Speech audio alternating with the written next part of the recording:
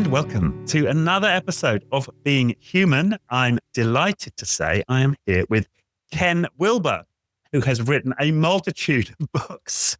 So I'm not going to go into the whole history of your authorship, Ken, but this is the book that I have read, delighted to say I've read, Finding Radical Wholeness, the Integral Path to Unity, Growth, and Delight. I can't wait to get into this. So a very, very warm welcome to the show, Ken. Thank you. Great to be here. Great to have you. And I'd like to start with a personal thank you, which actually goes back to a prior book you've written, Integral Psychology. Right. And I, at the time, was engaged in primal therapy, which was hugely beneficial for me. But that when I went out and looked for validation that perhaps maybe I was on the right path, there's a lot of skepticism about that modality, but it's cited in your book, Integral Psychology, as an important pathway to developing oneself. So it was a moment of validation for me that really helped me on my path. And yeah. That's great. Yeah. And so I was forever grateful. So to then come across you again in this latest book, it was a real delight. Great. For our audience members who have not heard of you and your work, I'd love it if you could give us a little bit of your backstory and just a kind of an overview of the integral perspective before we dive into finding radical wholeness. Sure. I sort of got into this field when I decided to look into wholeness. And when I just started searching for wholeness and what does it mean and what different types are there, I found that there were actually, it began when I had a spontaneous, mystical sense of unity, or sometimes called cosmic consciousness or unity consciousness, where I felt that my separate self had just dissolved and I'd become one with everything that I was looking at. I was one with the entire universe. And that really was fascinating to me.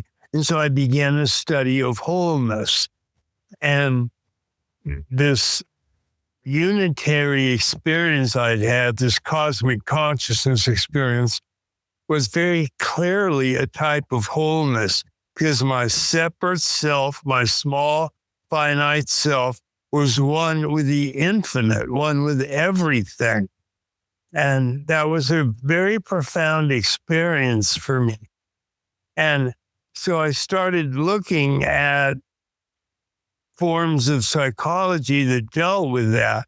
And the only thing I really found was something called developmental psychology, which traces the stages that all human beings go through as they grow and develop.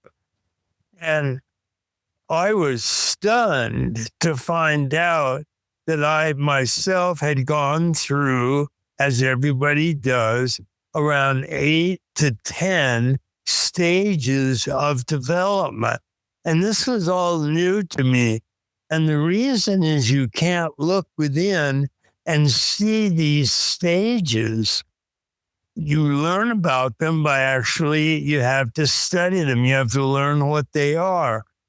And I found that there were several dozen models of this development that we all go through. And that in itself was fascinating. But of all these different pioneers in the stages of development, I, of course, found my favorite, but I found that there were several dozen stages of development. And it turns out that when the study of developmental psychology first started, we really didn't have an understanding of there being multiple intelligences. And so what would happen is a pioneer developmentalist would select several people that they were going to study the stages of development they had gone through. And they would end up selecting to study a particular multiple intelligence. And although they didn't realize that. And so turns out that we have maybe a dozen or so different multiple intelligences. So we have cognitive intelligence, which everybody is aware of. That's your typical thinking process. But then we have cognitive intelligence, emotional intelligence, spatial intelligence, verbal intelligence, social intelligence or group intelligence, and so on. And I found that there were models of the stages of development that each of those intelligences went through. And that was a real eye-opener for me. After I had this spontaneous cosmic consciousness experience, I was fascinated by it. And so I started looking for schools of therapy or training or psychological development that would tell me about what these stages were. And so I was actually looking at the multiple intelligence that I would come to call growing up. And what I did was I looked at these several dozen models of growing up development, and I ended up with around 10 that all of them more or less agreed on. And when I looked at these schools that would teach me how to have a waking up experience, I found like Zen Buddhism, for example, which was at the time, fairly well known. This was in the 60s. So it was the psychedelic era, and people were aware of changes of consciousness and all those types of things. So when I started studying Zen, I found, of course, the famous 10 Zen ox herding pictures. And these were 10 stages of development going from beginner stage to a full, complete, what they called Satori. And Satori was Japanese for cosmic consciousness. It was a direct experience of oneness with the entire universe, oneness with everything. And when I saw those 10 stages and I compared them with the 10 stages that I had discovered for growing up, I thought, wow, not only does everybody go through these 10 major stages of growing up, all of the great mystical traditions the world over also have these 10 stages. And I'm sure that the same 10 stages, I'm going to be really famous for discovering this. And so I really started studying these 10 developmental stages and the 10 stages of waking up that all the mystical traditions went through. And I was fascinated to find out that virtually every major religion the world over had a fairly small section of its followers who went for the mystical experience. And all of the great world religions had some version of the mystical experience. This included Buddhism, Hinduism, Taoism, Christianity definitely had its mystics.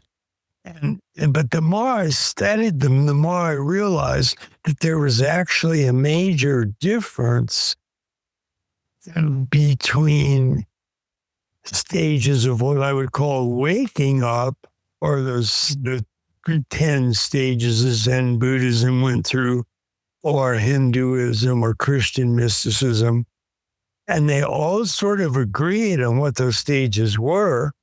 And they were often variations on the 5 major states of consciousness. And those were waking, dreaming, deep sleep, and what was called Turiya. And Turiya is actually just Sanskrit for the fourth. And it was called the fourth because it was the fourth major state of consciousness after waking, dreaming, and deep sleep. And I thought, boy, that's really unimaginative. Okay, so it's the fourth stage, so they call it the fourth. Wow, that's really stupid. Okay, and then the fifth stage was called Turiyatita, which simply meant beyond the fourth. So that was the fifth stage, and that was in the fourth stage. You were just aware of the pure consciousness or pure awareness. It wasn't divided into a subject versus an object. The East called it non-dual awareness, or again, it was a unity consciousness. And you don't look at a mountain, you are the mountain. You don't look at a forest, you are the forest. You don't see a flock of birds, you are the flock of birds. You don't walk on the earth, you are the earth. So there's no difference between subjective or your separate self on this side of your face and the entire world out there on that side of your face. So the more I studied these two different types, the more I realized that they were both aiming for completely different ultimate states of consciousness, or the highest of the stages that they outlined, whether they were talking about the 10 Zen ox herding stages or the 8 to 10 major stages of growing up that all the developmental psychologists had agreed on. And so that was a major discovery for me. And it taught me that not only was there a difference from what I called waking up or having this cosmic consciousness experience versus growing up, which went through 8 to 10 major stages of growth. And these stages of growing up refer to just the small, finite, separate self. Yeah. The stages of waking up were the union of your separate self with the entire universe. And so these are very different things, but they were both aiming for their own type of wholeness. Well, I thought that was fascinating. So in addition to studying those two types of wholeness, I started wondering if there were other types of wholeness. And it turned out that there were, and I identified at least 5 major types of wholeness that I called waking up, growing up, opening up was, we indeed, by this time in the 1970s, 1980s, we understood that there were these at least 8 to 10 multiple intelligences. Mm. And so again, we had cognitive intelligence, emotional intelligence, aesthetic intelligence, spatial intelligence, and so on. And I really wasn't aware that I had all these multiple intelligences. And so I decided I would start checking it out. And so the first multiple intelligence I chose was aesthetic intelligence, or the perception of beauty. And so I decided I would check that and see if I could find it in myself. And so the first one I chose was aesthetic intelligence, or the perception of beauty. So I started, I'd take a day of the week, and this was Monday, and each day I would choose a different multiple intelligence and try to find it in myself. So Monday I was looking for beauty, and I began in the morning, and I couldn't see very much beauty. By sort of midday, I was starting to see beauty in a fair number of places. And by the end of the day, I could see beauty everywhere. And I felt a sort of a fullness as I added that new multiple intelligence. And then the next day, Tuesday, I chose another multiple intelligence. And in this case, I chose moral intelligence. And I decided I would try to find all my moral multiple intelligence. And the same thing happened that happened with beauty, which is I started in the day looking through moral, or is this the right thing to do? What's the ethical thing to do? And in the morning, I couldn't find very much. By midday, I started to find a fair number of moral or ethical perceptions. And by the end of the day, I could see morality everywhere. So I added that to the types of wholeness that we could have. So we had waking up, growing up, opening up, which is what I call becoming more aware of my multiple intelligences. I opened up to all of them. And that was important. And then the next day I chose another intelligence, and that was social intelligence or interpersonal intelligence. And the same thing happened morning, afternoon, evening. And by evening, I could see social or interactive intelligence, interpersonal intelligence through everywhere.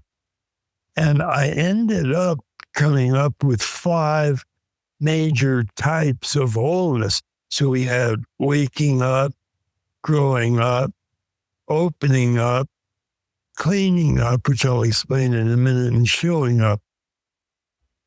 Cleaning up was generally associated with Sigmund Freud and his inner circle. And his inner circle were 4 or 5 psychiatrists, psychologists, and they were all geniuses. And by that, I mean they had all taken a standard IQ test, and all of them scored at genius level or higher, which is around 140 to 160 or even higher. And you've heard the names of a lot of his inner circle: Carl Jung, Alfred Adler, Otto Rank, and so on. And cleaning up, which I call it cleaning up because a lot of my friends that I knew were seeing therapists, and they would usually say things like, I've got a lot of shadow stuff I need to clean up. And so I call that getting in touch with that sort of wholeness, cleaning up. So I had waking up, opening up, growing up, cleaning up. It was a wholeness because what Freud discovered is that people can seal off aspects of their own mind, push it out of consciousness into unconscious.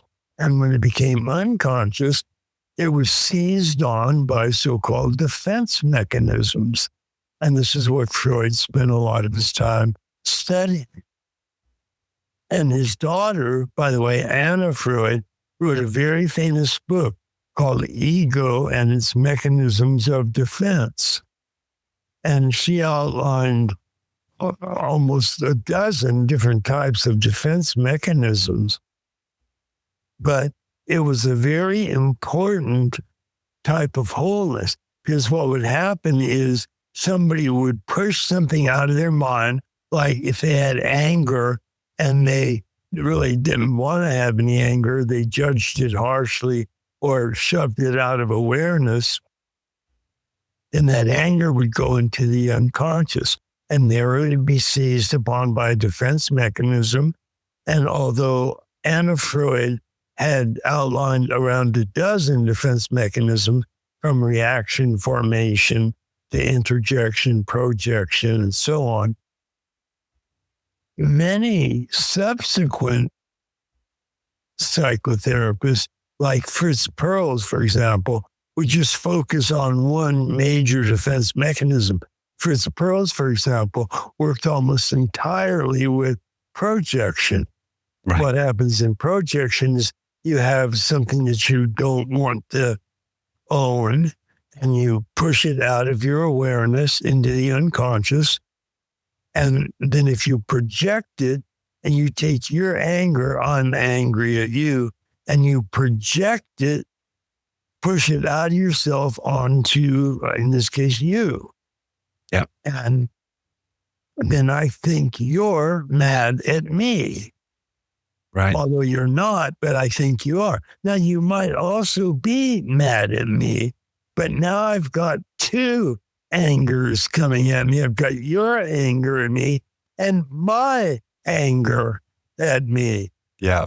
So I'm really quite upset by how angry the world is at me. And I might start to feel anxiety or something like that. And so what Fritz Perls worked on was getting people to re-own their projections. And he would do that. But Fritz Perls, by the way, was a superstar at America's very first growth center called Esalen Institute. And you've probably heard of Esalen. Yeah. He was founded by our good friend Mike Murphy. And Murphy was left an absolutely exquisite piece of land right on the coast of California. So it was right next to the Pacific Ocean, and it was just beautiful. And there were several buildings on the land. And so Mike got the idea of creating what he called a growth center. And what he would do is he would look for all sorts of therapists, or it could, by therapists, he meant anybody that was helping people find a greater sense of wholeness or health.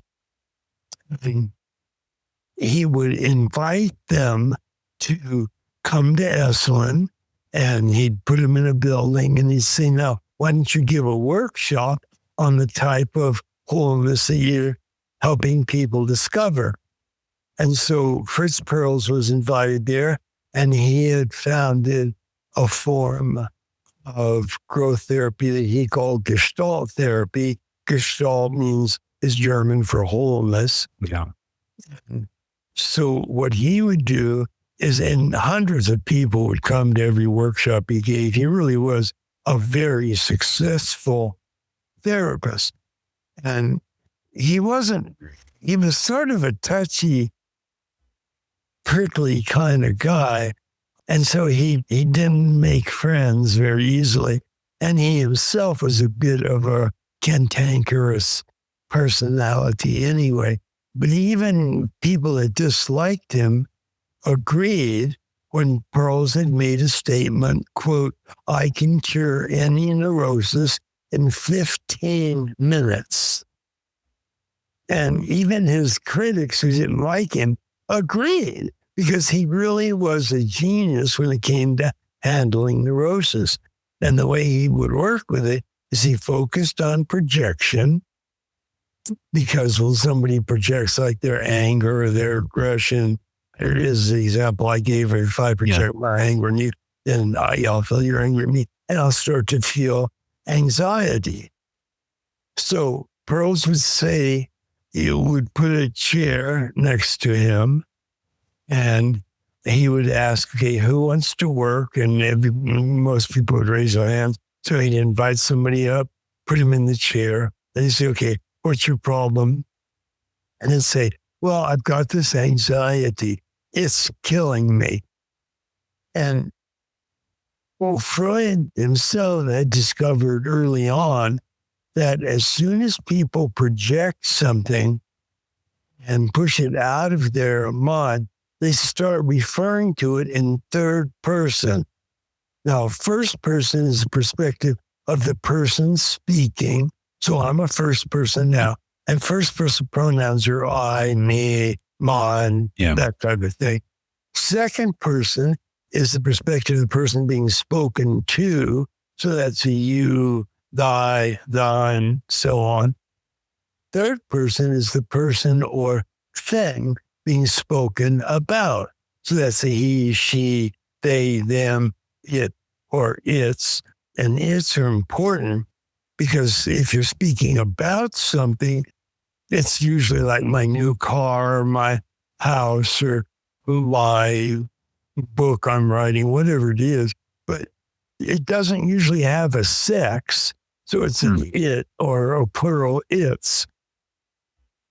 So Pearls would say, okay, so you've got this anxiety, and then you put an empty chair in front of them, which is just a chair with nobody sitting in it.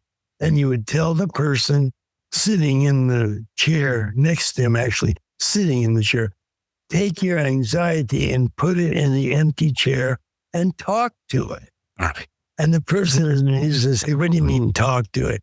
And Pearls would go, well, say, why are you doing this to me? Why are you giving me this anxiety? And so the person would go, all right, why are you doing this to me? When Pearls would say, now sit in the empty chair and become the anxiety and answer, why are you doing this to yourself? So the person would go, all right, why are you doing this to yourself? Now sit in the empty chair and become the anxiety. So the person would sit in the empty chair and say, well, I'm doing this to you because you're an idiot. You always screw things up. You deserve to suffer, and I enjoy it, or something like that. And Pearls would say, okay, now sit in the chair and be you. And so they'd sit and say, okay, talk to it. And just have a conversation with your anxiety. So the person would say, okay, why are you doing this to me? And then he'd say, okay, now you become the anxiety. So the person would become the anxiety and say, I'm doing it to you because you screw everything up. You always make a mess of stuff. So of course I'm going to screw with you because you're an idiot and whatever. So the conversation would go back and forth. And everybody in the audience could see that within 10 or 15 minutes, the person's anxiety would really diminish. And would start to completely go away. And the reason was, well, Freud was asked early on by a reporter, what does this new psychoanalysis of yours do? And Freud famously said, where it was, their ego shall be. That was what his new psychoanalysis did. Most people have heard of terms like id or libido or even ego from Freud, because Freud actually introduced those terms. Or more accurately, Freud's translator, James Strachey, introduced the terms id, libido, and ego, because those are all Latin terms for the real terms that Freud used. And the Latin terms Strachey felt made Freud sound more scientific. Okay. The real terms that Freud used, which nobody knows this, were the actual pronouns, first, second, third person pronouns. So when he answered supposedly where id was, their ego shall be, what he actually said, which is the way he would write it, is where it was, their I shall become. That was very interesting. Yeah. So what he noticed was, as he said, when people push something out of their mind, they start referring to it as a third person. In other words, it's an it. So they'll say, this compulsion, I can't control it.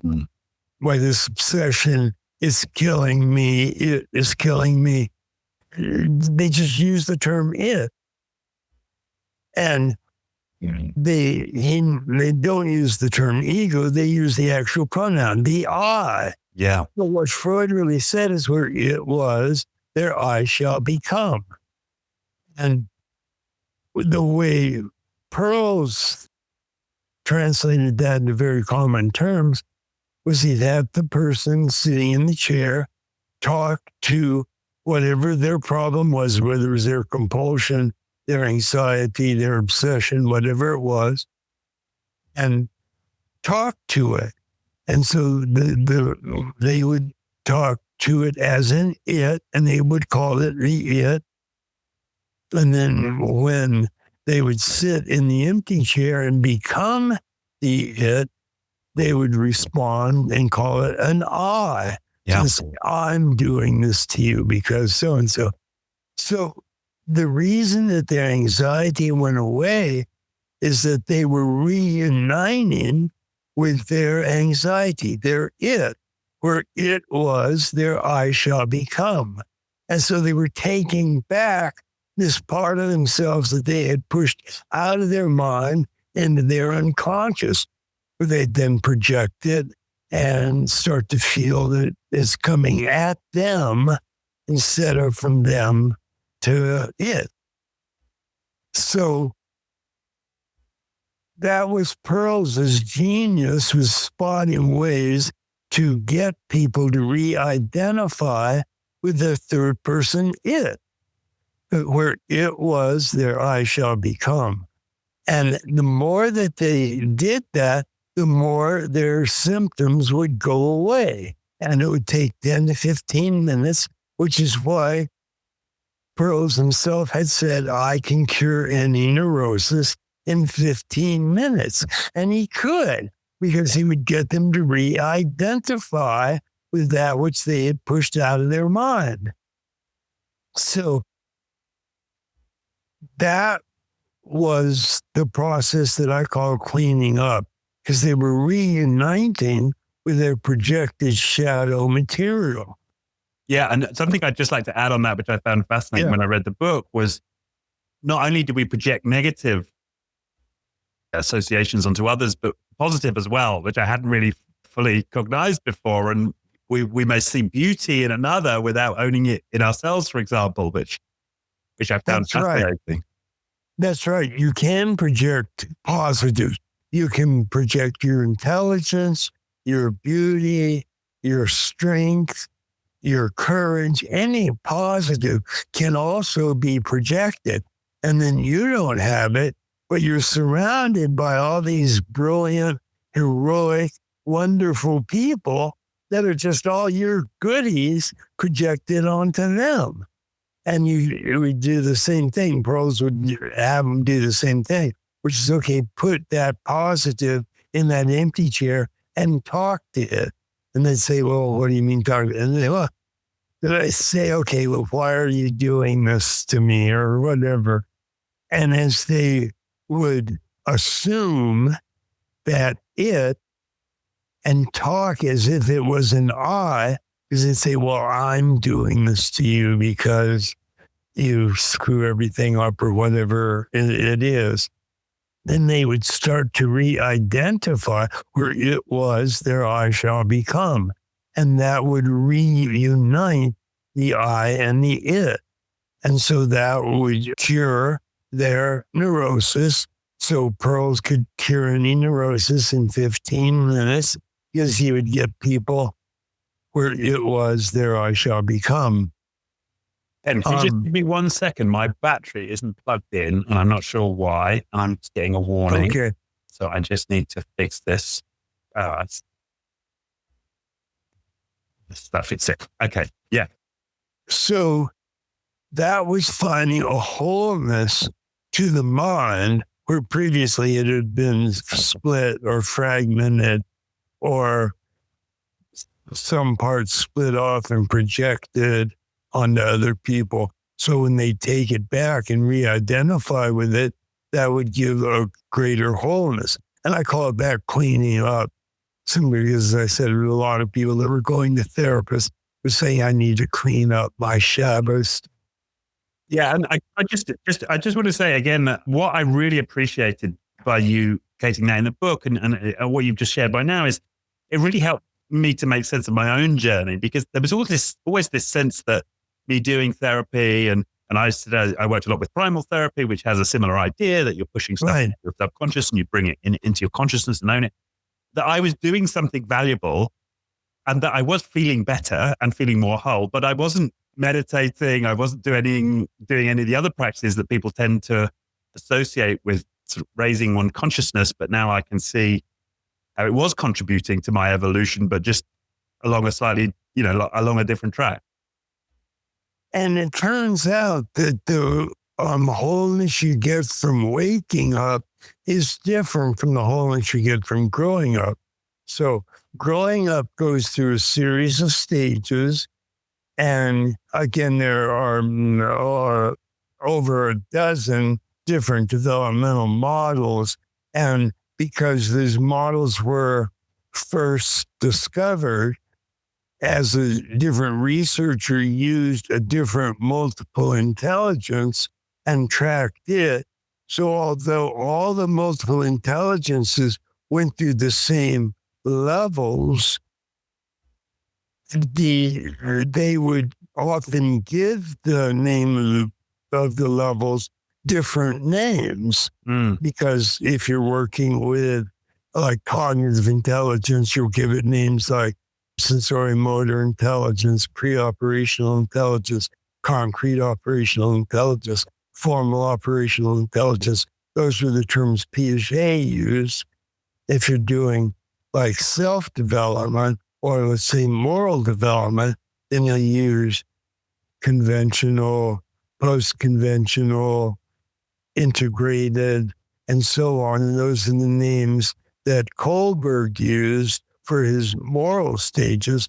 But it turns out that those stages are all covering the same area. So what we say is that there were different lines, same levels. But you could get caught up at any stage. And if you did, then you'd tend to seal some part of that stage off, push it out of your conscious mind and into the unconscious. And then you'd often project that and so on. So what all the different developmental psychologists who were working on therapy did is they studied what aspects of your mind you had sealed off, split off, and projected. And then they would work with you to re-own those projected parts. And the example I gave of Fritz Perls is the example that he used to get people to re-identify where it was their I shall become. And so that was another important type of wholeness that almost everybody can use. And when you start working with your projections, what most people are struck by is how much all the things that they hated in the environment were like they couldn't stand their boss, or they were having trouble with their romantic partner, whoever it was. But they're all parts of themselves that they had projected onto them. They had turned their I into an it. And it was on a third person. It wasn't them. They didn't have any of this aggression or nastiness or motivational conflicts. But all those other people had them. And when they started re-owning their projections, they were struck by how all the people that they hated, they were actually hating parts of themselves. And they were going, oh, that can't be right. They go, yeah, that's right. So they would start identifying and taking back and cleaning up. And they would just they were just stunned by how many of the things out there that they couldn't stand. They couldn't stand them because they were parts of themselves that they had already started disliking or even hating and sealing out of their awareness. So cleaning up became an important part of finding a true wholeness in your own being. Yeah, and I should just say on that one that since reading your book, I had this profound experience watching my kids play tennis this weekend. And I'm sitting there and there's another father watching them. And he's like a really successful guy. And he's, Right. he's a millionaire and all the rest of it. And I was literally reading your book while I'm watching my kids playing tennis and observing this guy and projecting all of this greatness onto him. And I thought, man, I'm doing it. And I spent like the rest of the weekend, like, how am I all of the things that guy is? And I Right. was able to own all of those qualities, and I'm in a process of it, but owning all of those qualities that I projected onto him for myself. And I'm Right. really feeling the elevation of the Right. integration of that. It's really wild, isn't it? And the whole point of it is the highest stage of this growing up, where we split off most of the things that we project, is generally called, many developmentalists actually call it the integrated stage or the systemic stage or the integral stage, because it's a wholeness of the finite mind. It's not a oneness with the entire cosmos, or it's not a cosmic consciousness. That's what you get when you do waking up practices. But growing up is just to become one with all the parts of your small, separate, finite selves. And you re-own those where it was there I shall become, and you create a full, whole, and healthy psyche. So Yeah. I learned that there was a difference between waking up and growing up. And that's what led me to look for other types of wholeness, including opening up, cleaning up, and showing up. And Could I just showing up, ask one question on the growing up? right, That I think that what you're saying, and you described this process earlier, which I love, of like focusing on one intelligence at a time. You're not necessarily saying that you can, let's say it's cognitive intelligence, which people know. Like if I'm, I don't know, 120 IQ, I can't like get to 180 IQ, but what I can do is like fully embrace and become fully kind of aware of, what I do have and maximize what I do have. Or are you saying that one can kind of develop beyond some limit that each of us is born with? you do get some of that as you engage in growing up therapies, because you are increasing the range of what you fully identify with. And that opens up a lot of your mental capacities that you had shut down as you were growing up. And so as you start to re-own those by where it was there I shall become, it opens your mind to engaging in a lot of these aspects of yourself that you had closed down and split off. And if those include something like IQ or something like that, then you will tend to re-own those parts of your IQ, and therefore your IQ will to some degree expand.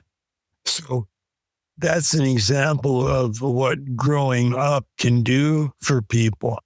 And growing up is incredibly important because, again, if you look within, you can't see these stages.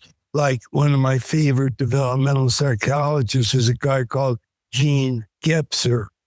And Gebser named his stages archaic, magic, mythic, rational, pluralistic, and integral.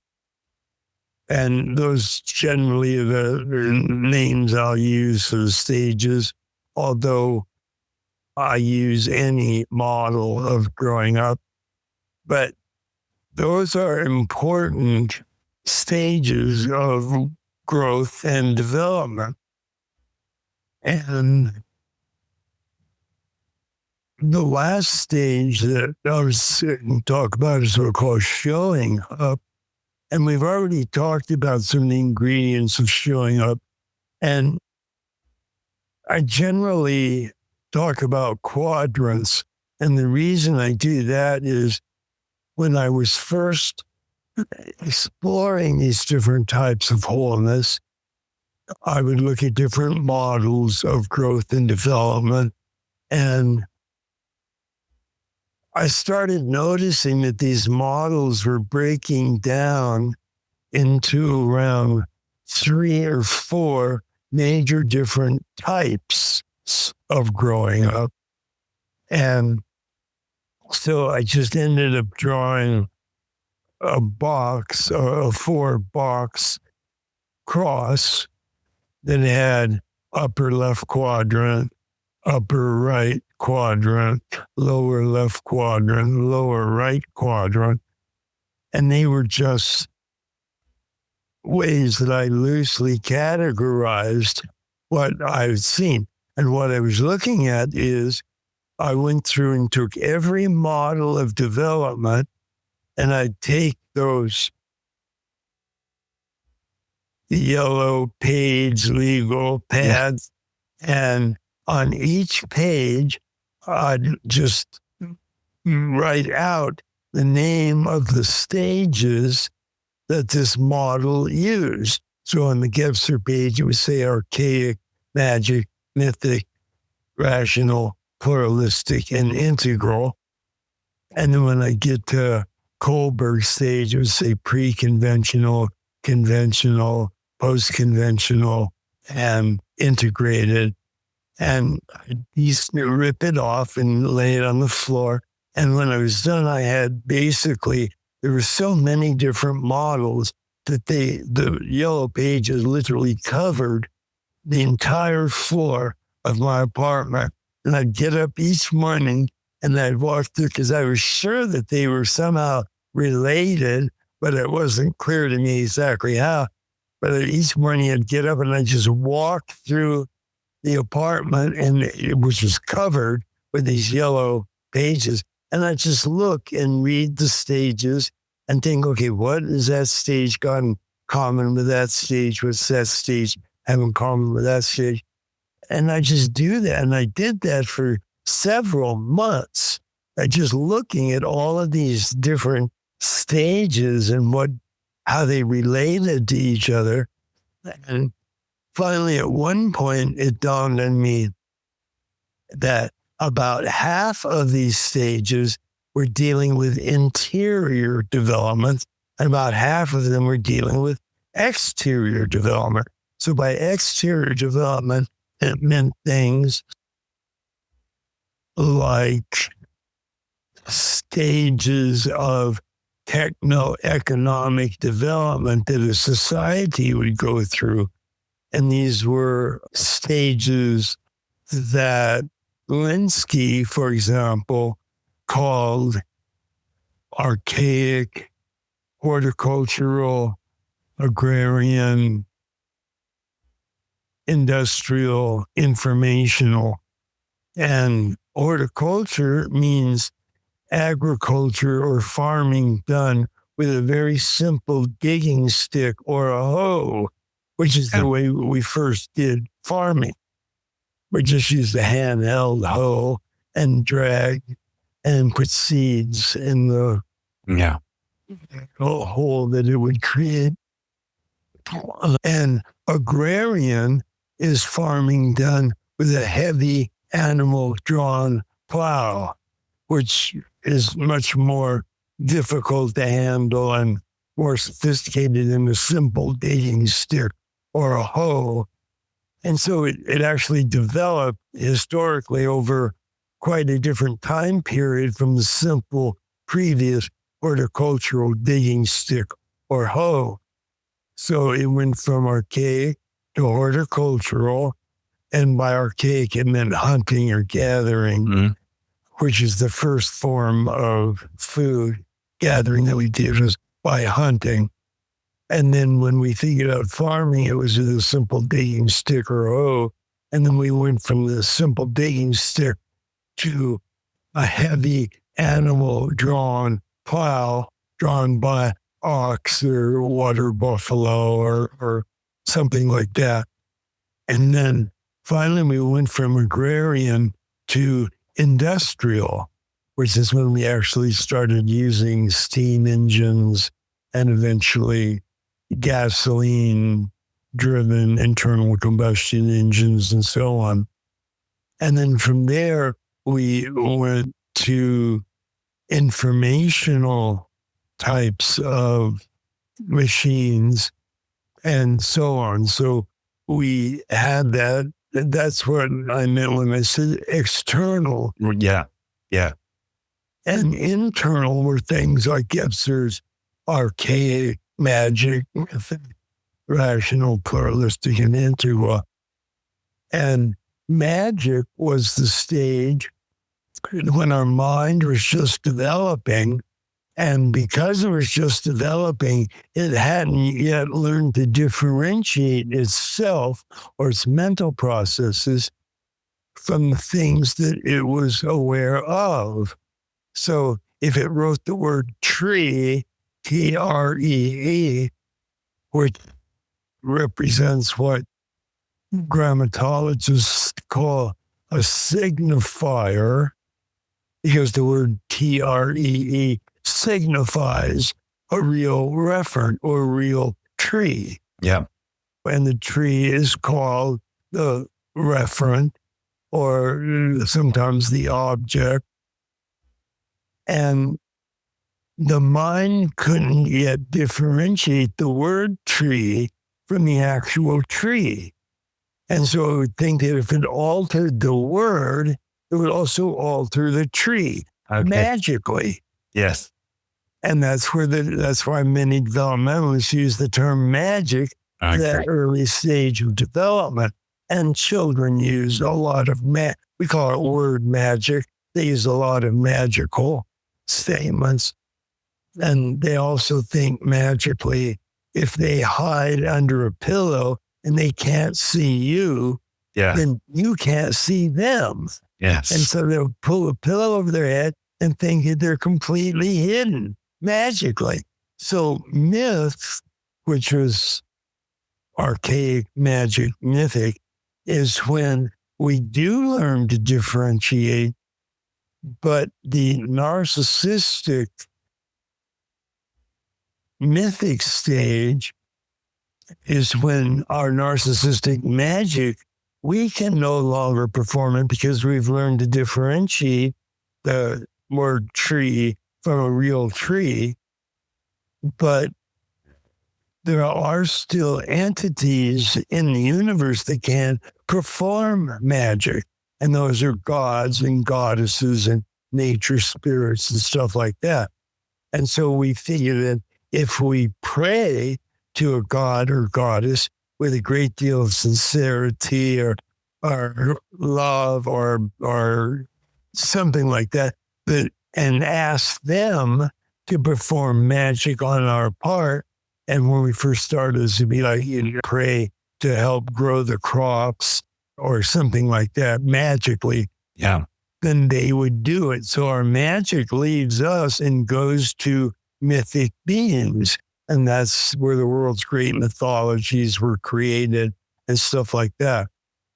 And then when we grew beyond mythic is during the rational period where we would use rationality ourselves to get what we wanted or help create what we wanted. And so that was archaic to magic, to mythic to rational. And Gene Gebser was tracing all these stages out as they developed historically. And so that's where he got his developmental stages. And then what rationality does is it creates universal systems of thought. So where previously there could have been like Protestant chemistry versus Hindu chemistry versus Christian chemistry, when you get to rationality, there's just chemistry. Yeah. And it's the same for everybody universally. So there are these big universal systems of rational thinking, which we call physics, biology, chemistry, and so on. As we continue growth and development into the pluralistic stage, which is also called the multicultural stage, what we would do is we would notice that although there was just chemistry or just biology or just a single universal system, the pluralistic mind started looking at all the different nations around the world and say, well, wait a minute, that nation has got an interesting idea, and that nation's got an interesting idea, and that one's got an interesting idea. So this was called the multinational stage. And we frequently hear that because we're actually in a multinational stage of development. About 23% of the population in today's world reaches this multinational stage of development, which is, it's still aware of universal chemistry, universal biology, universal systems of thought, but it's also aware of multicultural or multinational, important forms of thinking. What that stage, which I call the green stage, what that stage cannot do is unify all these different multicultural truths. So it's kind of stuck with a mess of different ideas and different truths and all of that, all of which have an important truth, but they don't fit together very well. And so if we continue to develop, and all of those stages up to that point, an important developmental theorist named Claire Graves called all of those first tier, because when development continues and moves into what he called second tier, which he called a monumental leap of meaning, because second tier stages, which historically only came into existence around 1960, and he called those second tier because integral stages, what integral stages could do is look at all the multicultural truths and bring them together. And so there's generally thought to be two major stages in second tier. And the first stage is called paradigmatic, because that's what it does. It creates paradigms by, let's say, to look at biology and look at chemistry and bring them together to form biochemistry. And so that's what it starts to do. But it can't bring more than two or three of them together until the second stage of second tier thinking. And then, which is called cross-paradigmatic, because what cross-paradigmatic thinking does is it looks at all the different paradigms that first tier has started to bring together, and it brings all of them together to make cross-paradigmatic or the unified paradigms. And so all the multiple paradigms that were created by the green or multicultural stage, it brings all of them together. And an example of cross-paradigmatic or fully integral thinking is, for example, my own work on integral theory, because what it does is it tries to draw together all forms of thought into cross-paradigmatic major unities.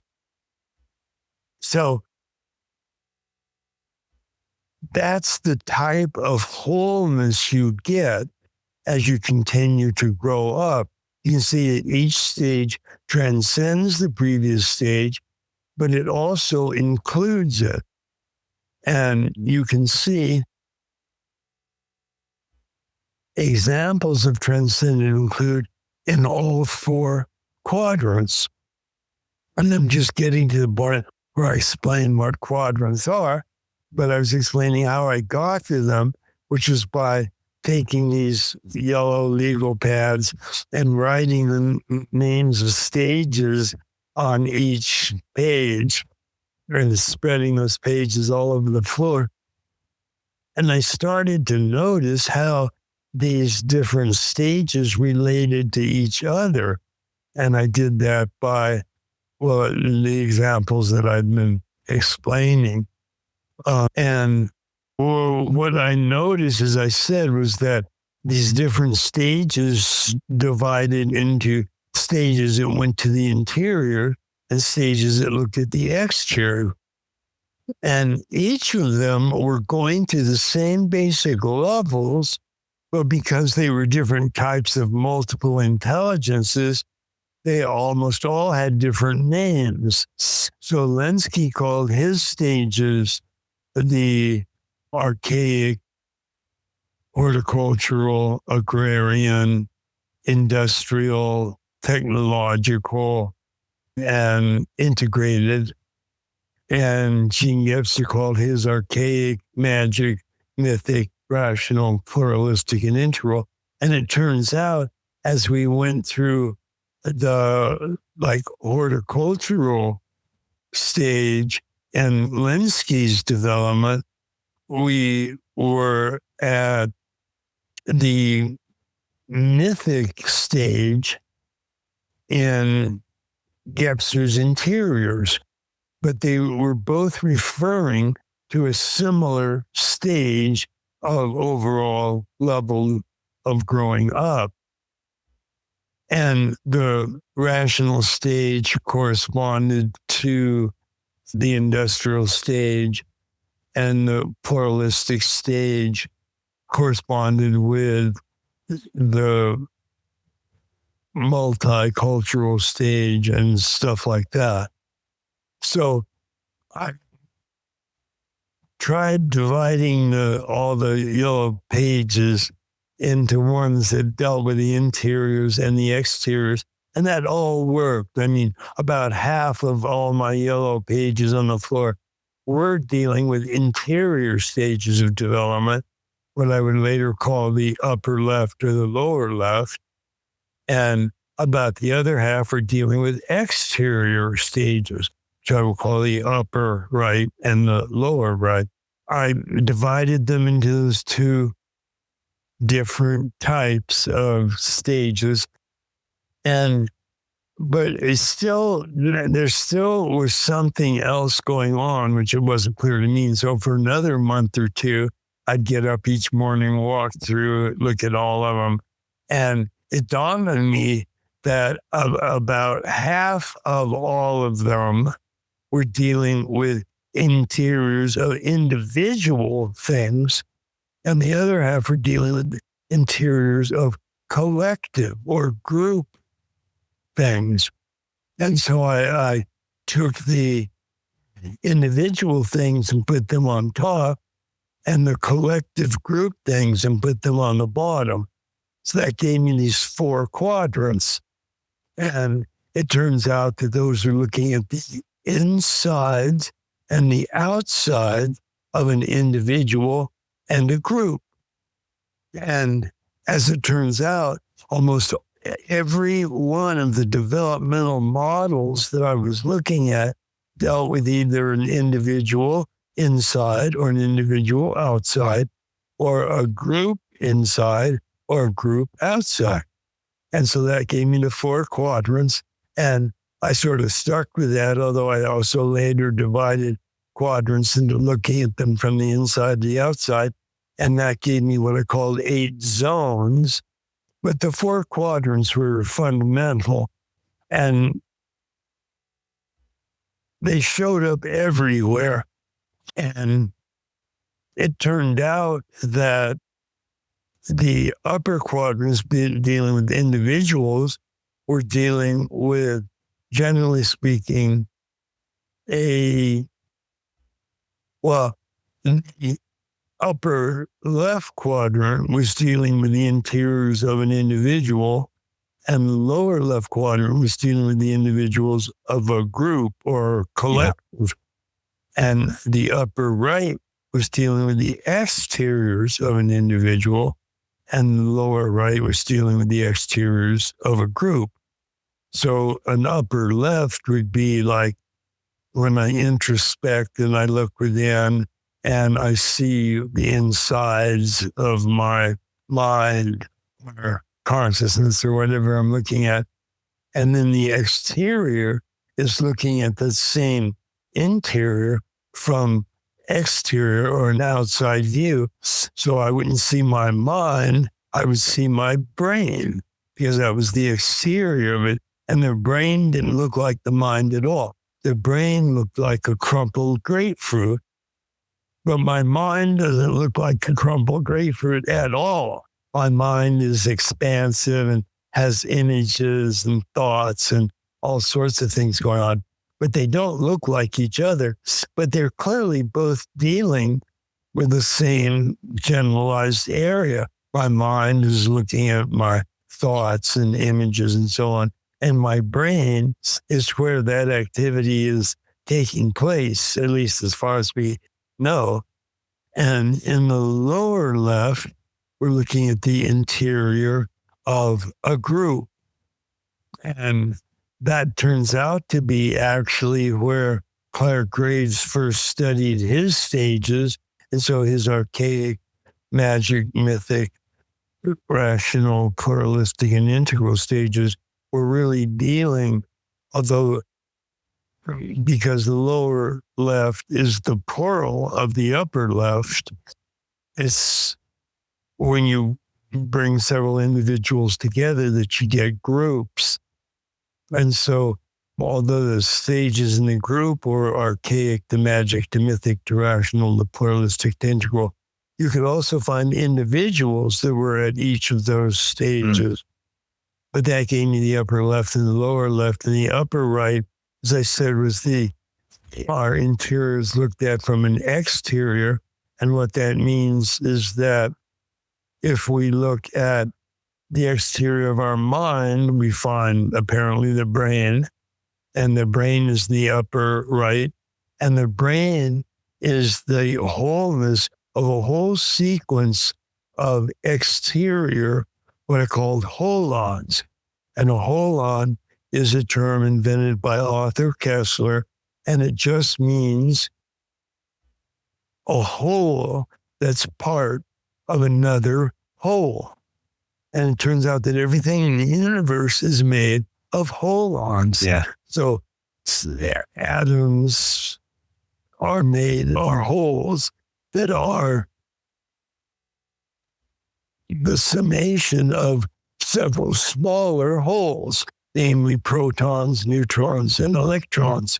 And those wholes come together to form a whole atom.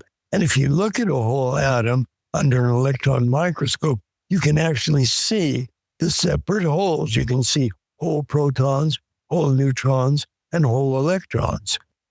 So atoms themselves then come together to form molecules. And if you look at a molecule under an electron microscope, you can see the individual atoms. You can actually see them. They're there. They're part of the whole molecule. And when molecules come together to form long protein chains, which are wholes that are part of a larger whole of a single-celled organism. And if you look at a single-celled organism, a virus or a bacteria, you can actually see the molecular chains that make it up. And those single-celled organisms come together into multicellular organisms: fish, amphibians, reptiles, mammals, humans. And humans have a large brain. So we can see there's the brain. And when individual organisms come together, they form things like ecosystems. And if you look at a whole ecosystem, like a whole forest, you can actually see individual trees and plants and all of that. So those are the wholes that become part of the larger whole of the ecosystem. So that gave me 4 quadrants. And each of the quadrants are made of holons, which were holes that were parts of larger holes. And the entire universe, as author Kessler pointed out, is made of holons. And it is. You either have holons or you have heaps. Heaps is like a pile of garbage. Not all piles of garbage are the same. So it's not a specific entity. It's just a unspecifiable mess. It's just a heap of garbage. And the entire universe is made of holons, like the solar system, for example, is made of planets. Planets, of course, are made of continents, oceans, pieces of land that come together to form a whole planet. Whole planets come together to form whole solar system. Whole solar systems are usually part of some star system and so on. So you get holons. Those are holons in the lower right because they're groups, group gatherings looked at from the outside. So you can see all the individual planets and stars and so on.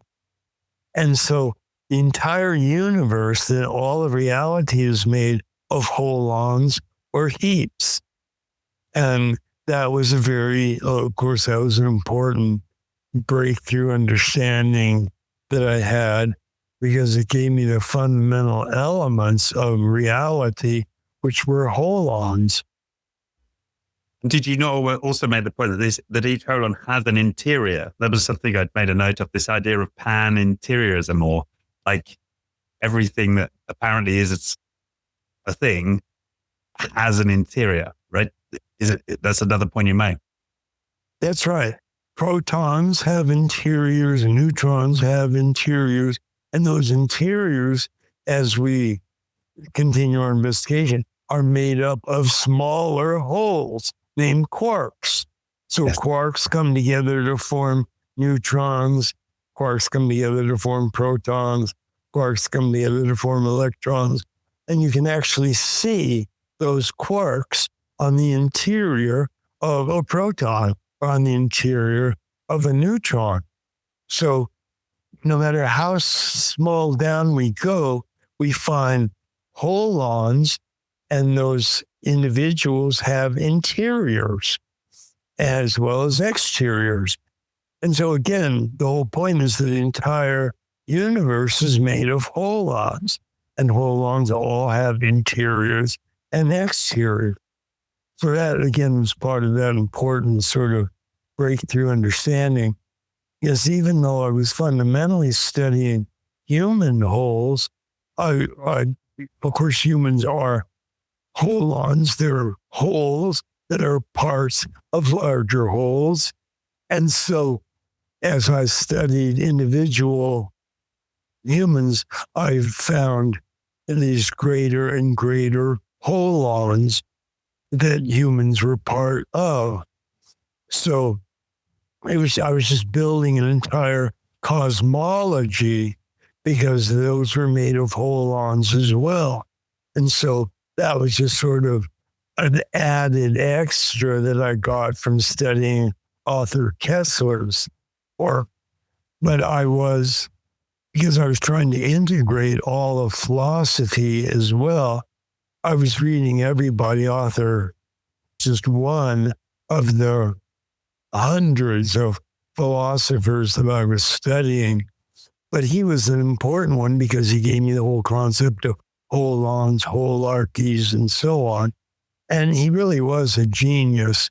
And it took his genius to spot the real fundamental particles in the universe are not atoms with their protons and neutrons and electrons, because even those protons have smaller holes that are called quarks. And quarks that we think are generally composed of things like photons. And so we get down to the smallest holon that we can find, and that's our fundamental. And then they simply build up into holes to become parts of larger holes. Those holes become parts of larger holes. Those holes become part of even larger holes. Mm. Until you get a whole solar system or a whole galaxy. And that's about as big as we can find for holons. So they go from very small photons to larger planets, to larger solar systems, to larger galaxies, and so on. So that gave me these 4 quadrants. And as I say, I subsequently divided the quadrants into what I called zones, short for horizons. And those were what a holon in a quadrant looked at from its own inside and its outside.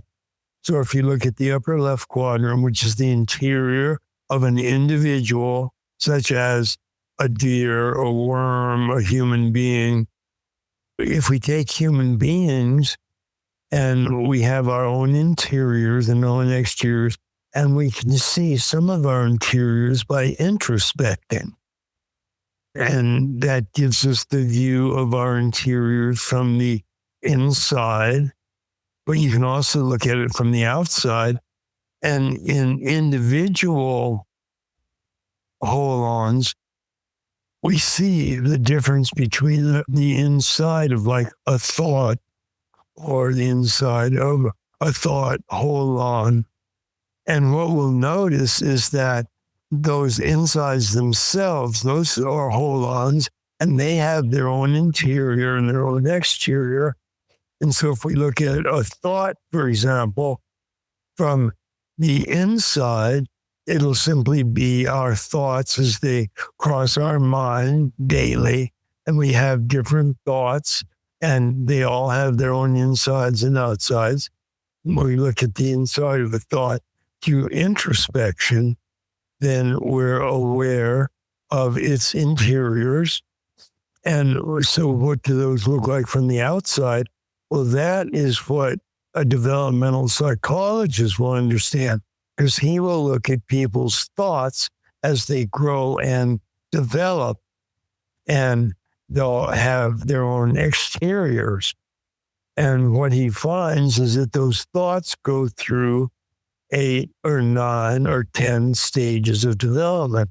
So they'll go through a magic stage, a mythic stage, a rational stage, a pluralistic stage, and an integral stage or stages. And so that's what we get if we look at a holon in the upper left from the inside versus the outside. And I call those zone 1 and zone 2. And the same thing happens in the lower left. We can look at group dynamics from the inside, just we can look at the thought from the inside. We can also look at it from the outside, just as we can look at thought, which then we see stages of thought. And what's interesting is that those stages of thinking, like in the upper left, zone 2 stages, cannot be seen by introspecting. If you introspect, you just see zone 1 thoughts, or the interior of thoughts, which is the way you understand thoughts as you're thinking them. You're aware of their insides, what they actually look like, what they're saying, or what you're thinking. But the exterior of thought can only be seen by studying the stages of thought's development as it grows. And then you're looking at thought from the outside. And you can't see those outsides by introspecting. You can only see their insides by introspecting. And that's why I was stunned to find out that I actually had stages that my thought had gone through, because I could introspect all I wanted, and I would never see thought from the outside. I would only see it from the inside, which is zone 1, or what you see when you introspect or you look within. And the same is true with the insides and the outsides of holons in all 4 quadrants. You can see their outsides only by looking at the stages of development that they go through, because you can only see those stages by looking at something from the outside, because that's the outside, and you can see that by following its stages of development.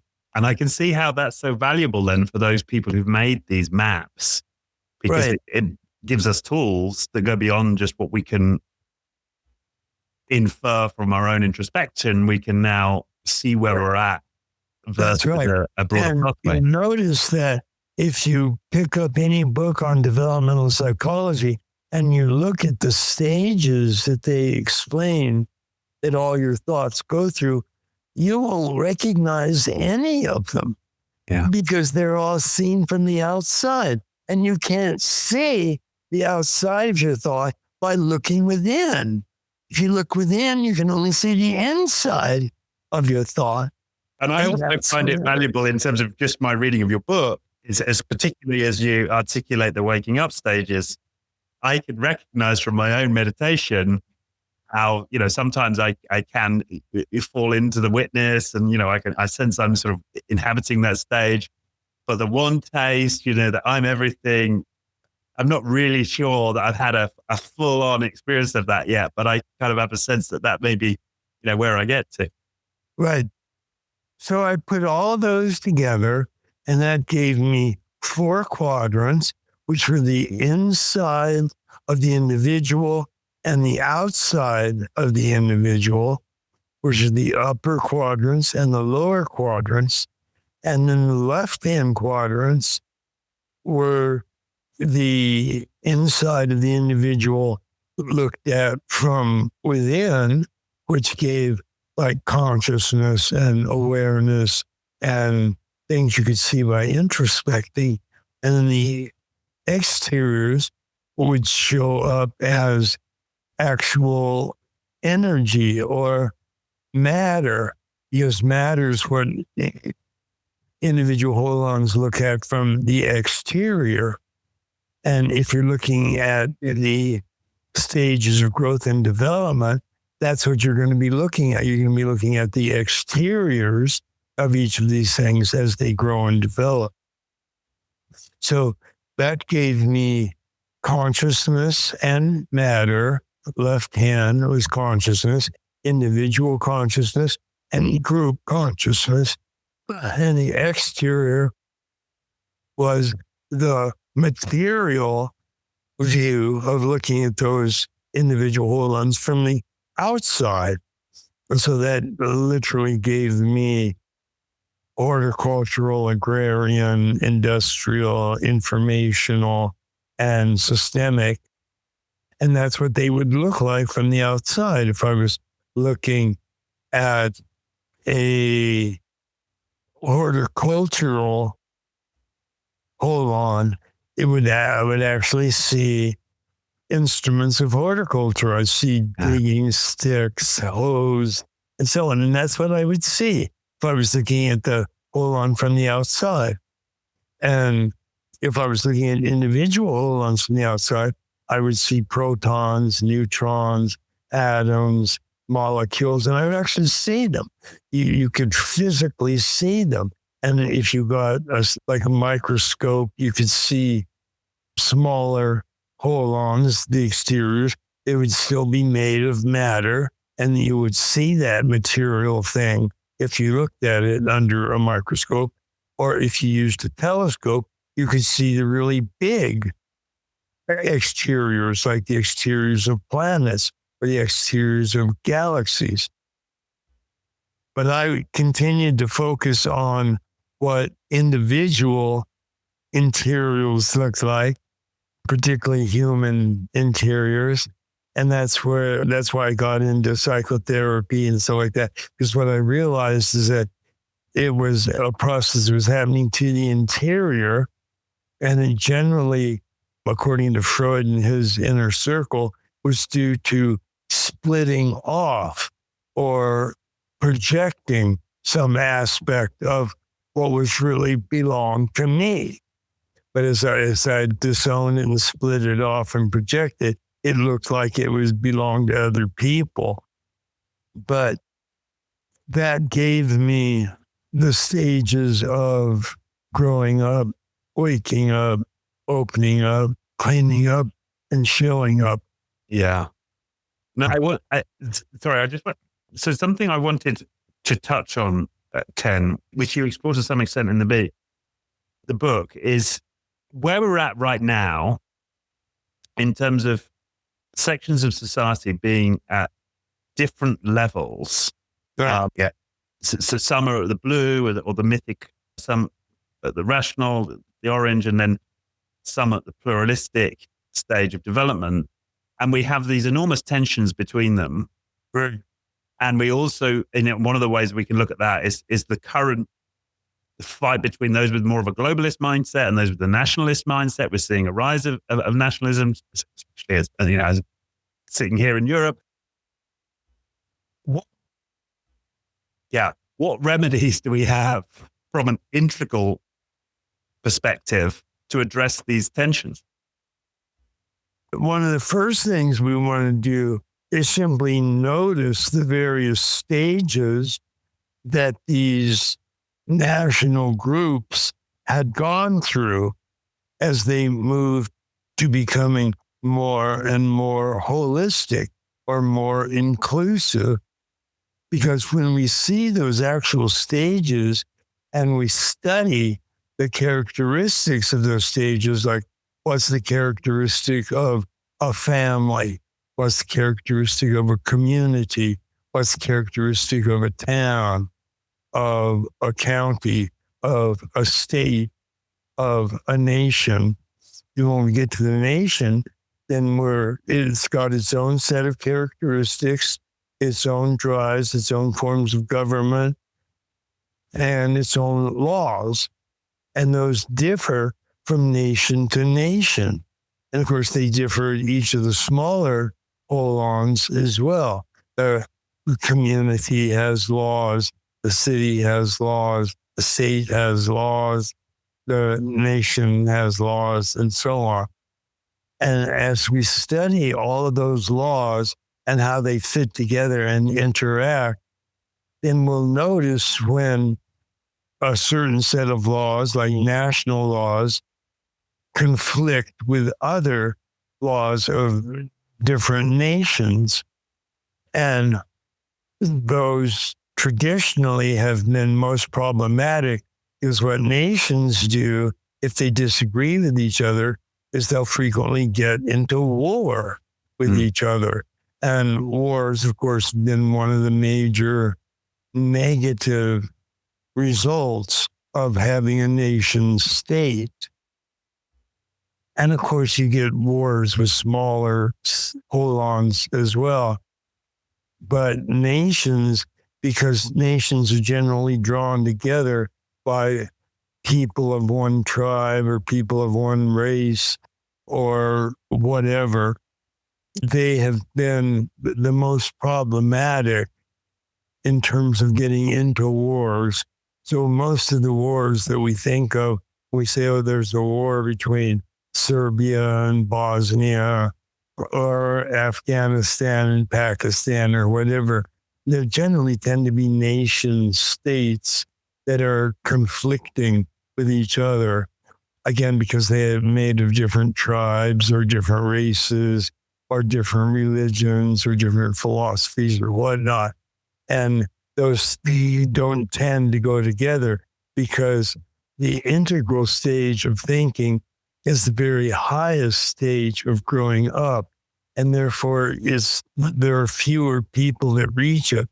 So, for example, if we look at the higher 3 or 4 stages of development, the rational stage, which humanity reached in a fairly large scale with the Western Enlightenment. And so about 40% of the population today is at a rational stage of development. When we move from rational to pluralistic or postmodern or multicultural, we get about, as I said, 23% of the population is at that stage.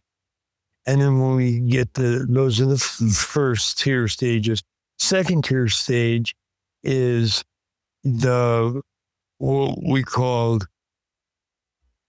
paradigmatic stage, which starts to draw together several of these multicultural truths that was discovered at the pluralistic stage.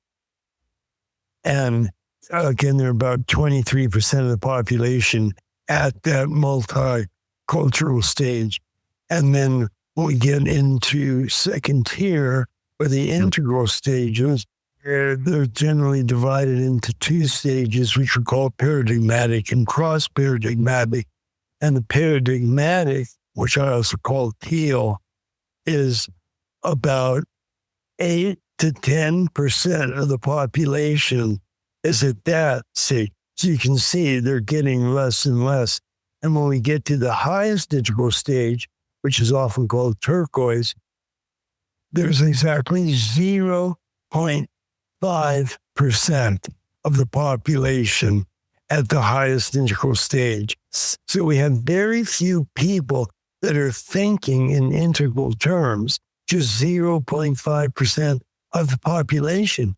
So we're going to have a lot of conflict between teal and turquoise states and all the other states of green or multicultural and rational. And below that, the stage of mythic stage, which is around 30% of the population.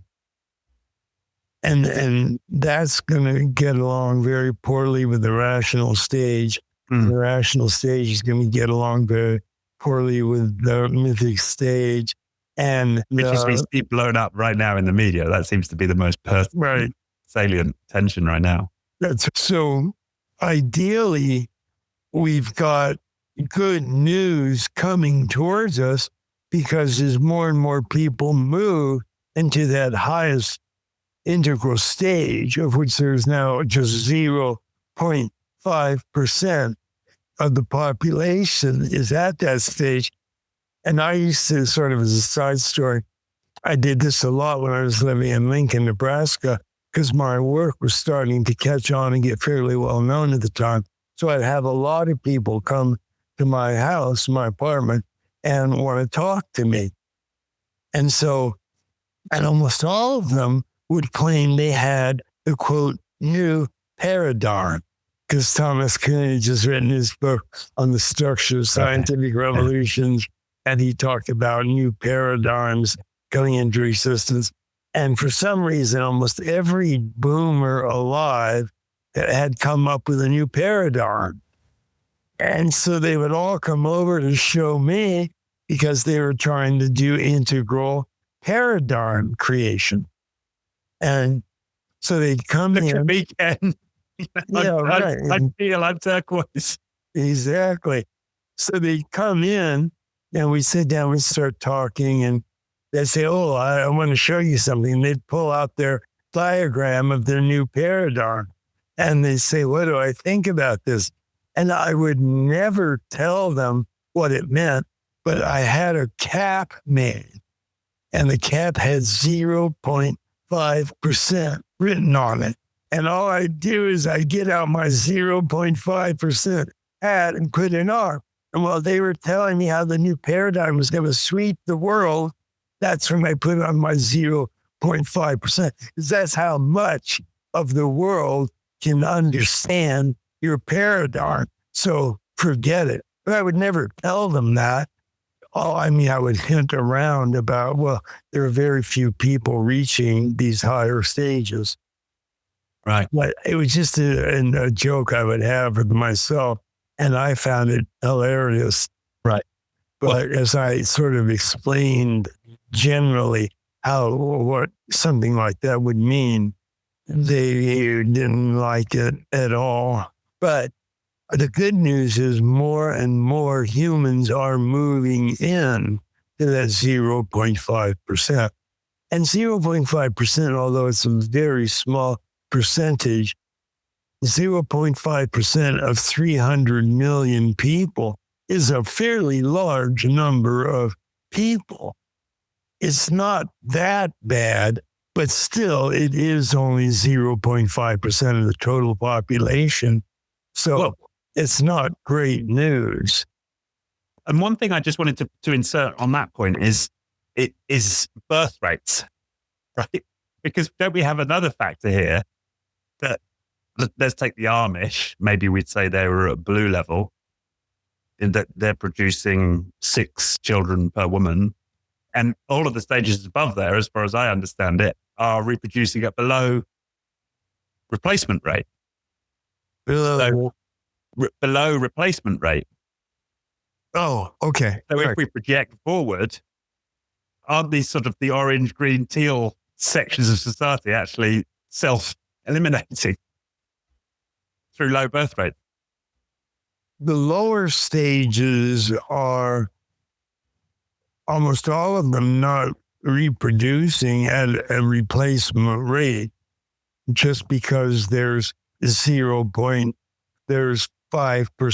or 7% or 12% of the population.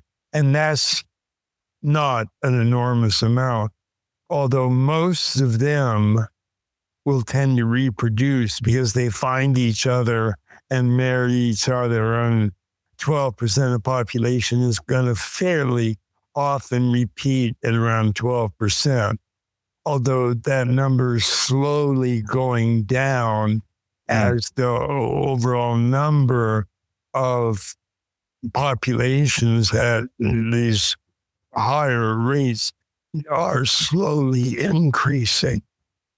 So that in itself is good news.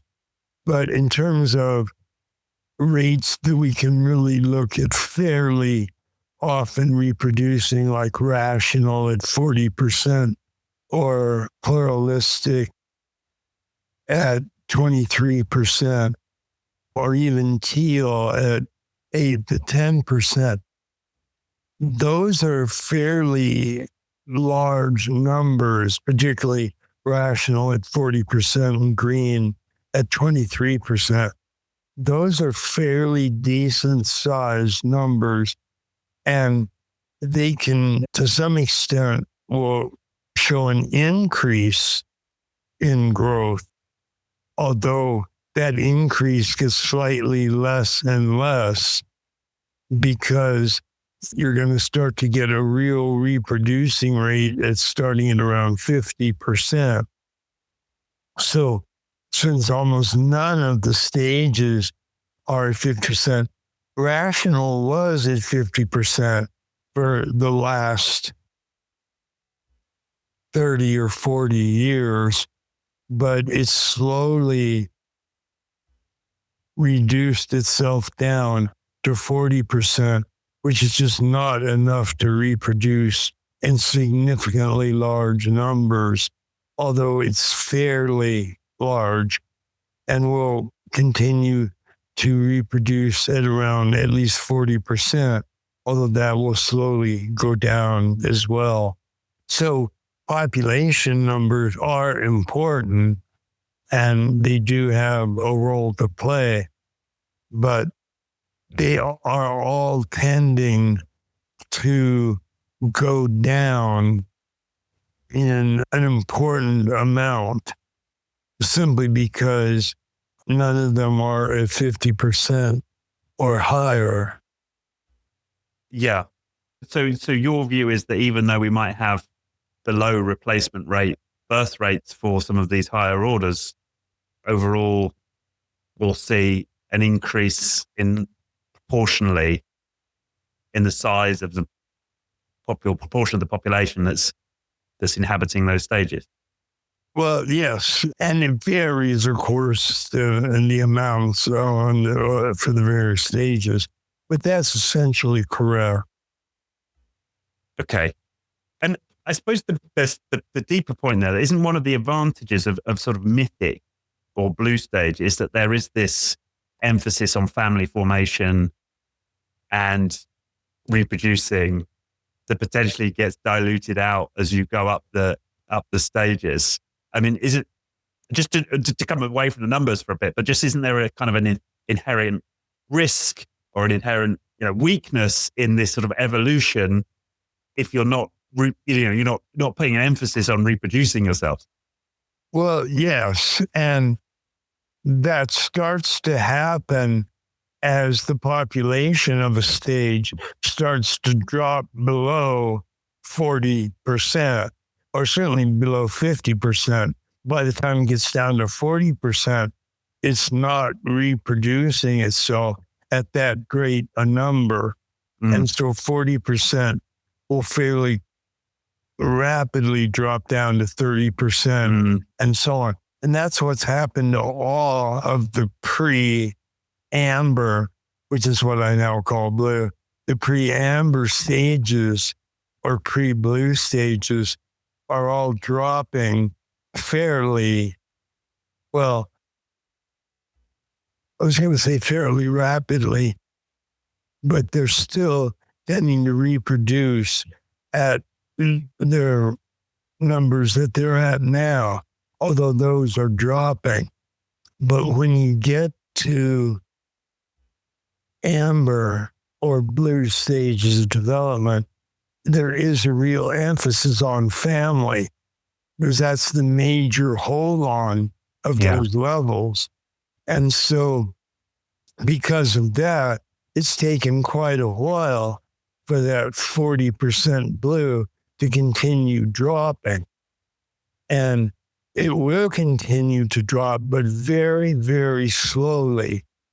So who knows how long it'll take before it'll drop to 30, but it could be 30 years or 40 years, but it will eventually drop. And we'll see a much greater proportion of the population in orange or green. That's what you predict. Yeah. Yeah. In spite of the lower birth rates of those cohorts. That's right. And in terms of, so the good news is we'll have more people at these higher stages.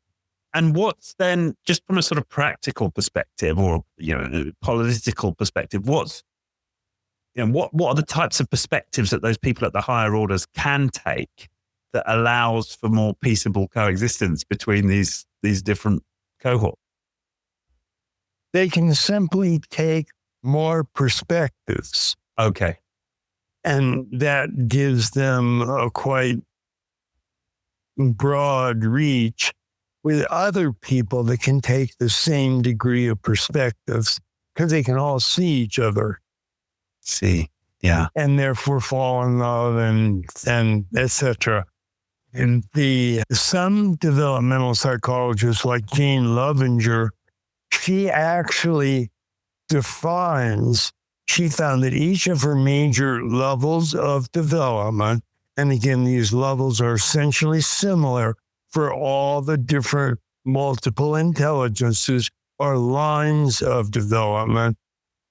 But if you see a graph of these, the levels of development are all represented by single lines that go across, and the lines of development, the multiple intelligences, are all individual lines that go up through these levels. The levels are the same for each of the lines, but the lines are all different from each other, if that's clear.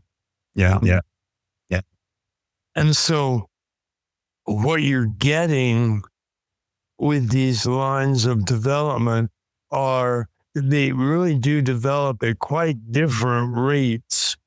So some of the lines of development go all the way to the highest level. Most of the lines will be someplace in the middle of these levels, and some lines will barely make it to the first level. And so you get a very wildly uneven graph of the various levels and lines. The levels are all the same, but the lines are all different. And that was another big understanding for me. And it all depended upon me seeing that there was a difference between waking up and growing up, because that said, well, maybe there are other different types of wholeness. And there was. It turned out to be waking up, growing up, opening up, cleaning up, and showing up. And there might be more. I just haven't thought of any. But there are at least those. And so, Yeah. And one of the things that I appreciated in the book was you make this distinction between spiritual intelligence and waking up. So spiritual intelligence being a line within growing up, as I understand it. That's right. But waking up is its own line. Right. And does this to some extent explain the phenomenon of those individuals out there who've undoubtedly had waking up experiences, that they've become master meditators, they've experienced, oneness, they've had the one taste, but they may be abusing their acolytes, or they may be, greedy and, engaged in all kinds of immoral behaviors. Is that one of the ways to understand that? Yeah. Waking up, well, all of the world's mystical traditions have an ultimate aim of fully waking up. And they all describe that ultimate waking up state in very similar terms. They all say it's the transcendence of the small, finite self, as where you discover your higher self or your true self, which is one with everything in the world. And I can give you an actual simple understanding of waking up that you can use. And this is based on a discovery that Douglas Harding made. Douglas Harding is a member of the London Buddhist Society. So as a Buddhist, we know he's interested in states of waking up or enlightenment. And as I said, one of the things I discovered as I started looking at the various mystical traditions the world over is that they were all aiming for the same unity or cosmic consciousness. Not all of them reached that, but when they divided the different types of states of consciousness, and waking up, it consists of states, whereas growing up consists of structures. The difference between a structure and a state is that a state is all a first-person experience. And first person is, again, the perspective of the person who's speaking. So that's an I, me, mine. Second person is a person being spoken to. So that's a you, thy, thine. Third person is the person or thing being spoken about. So that's a he, she, they, them, it, or its. And they all agree that this waking up consists of leaving or transcending. You don't get rid of it, in the small self, but you do transcend it to the true self or a bigger self or self that's one with everything. And they all agree that's what happens.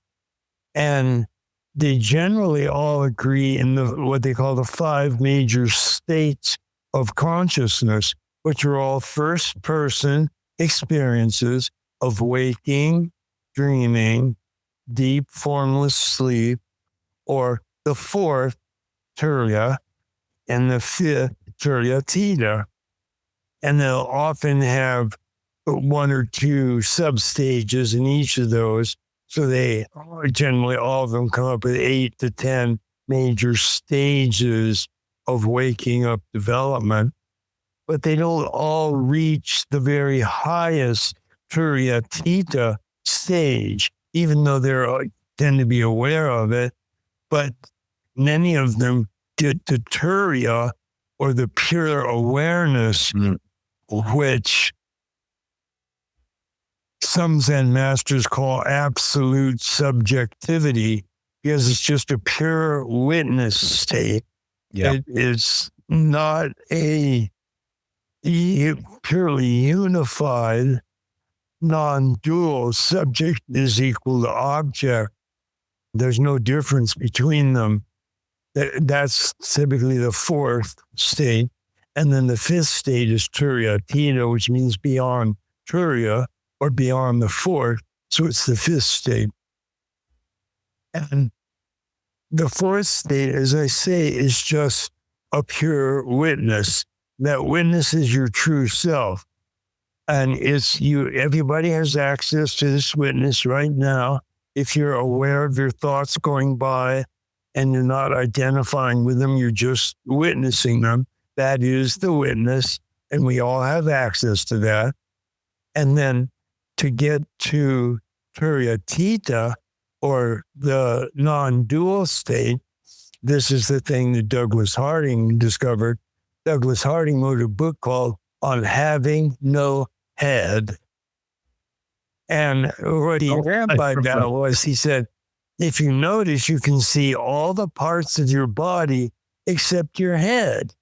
He says you can see your feet, your lower legs, your thighs, your stomach, your chest, your upper arms, your forearms, your hands, your fingers, but you can't see your head. He said you can get a mirror, but then you're looking not at your head, but a reflection of your head, and it's out here somewhere. It's not even where your head should be. He said, but if you actually look at where your head is, which is sort of on this side of your eyes, and it's just sort of there. He said, if you look on this side of your eyes, what you'll actually see is whatever you're looking at. So what's right now, if you're looking at a computer screen, you'll notice that computer screen is sitting right where you thought your head was.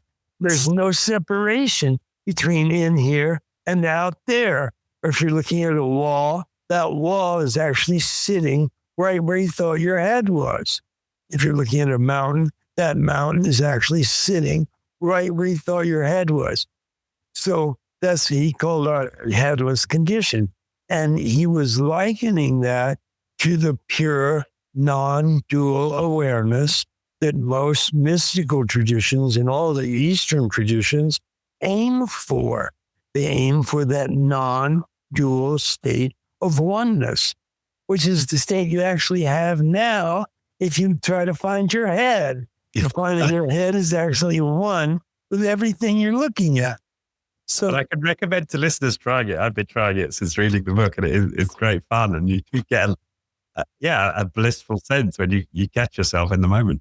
Right. About 50% of the people that we explain this to get it and understand that they don't have a head, that their head is just one with everything they're looking at. And about half of them understand it, but they don't quite get it. So wherever you fall in that, it's fine. But that's what Turiya is like. It's a purely headless condition where your subject is one with every object it's looking at. And that is the state of oneness. You're one, you're not looking at the mountain. That mountain is right where you thought your head was. You're not looking at a flock of birds. Flock of birds is sitting where you thought your head was, and so on. So all of the mystical traditions aim for that headless state, for that state of pure oneness with everything you're looking at. And virtually any characteristic I could mention of one mystical state is mentioned by all of the mystical traditions. So it's transcending your small self and finding your big self. It's recognizing your headless or non-dual awareness that you have all the time. It's said to be a complete drop in pain, suffering. Again, because when you realize that everything is arising where you thought your head was, there's no separation between you and what you call pain. And when you're one with pain, you find it doesn't hurt anymore because you're actually united with it. And anyway, all mystical traditions aim for that union state of oneness.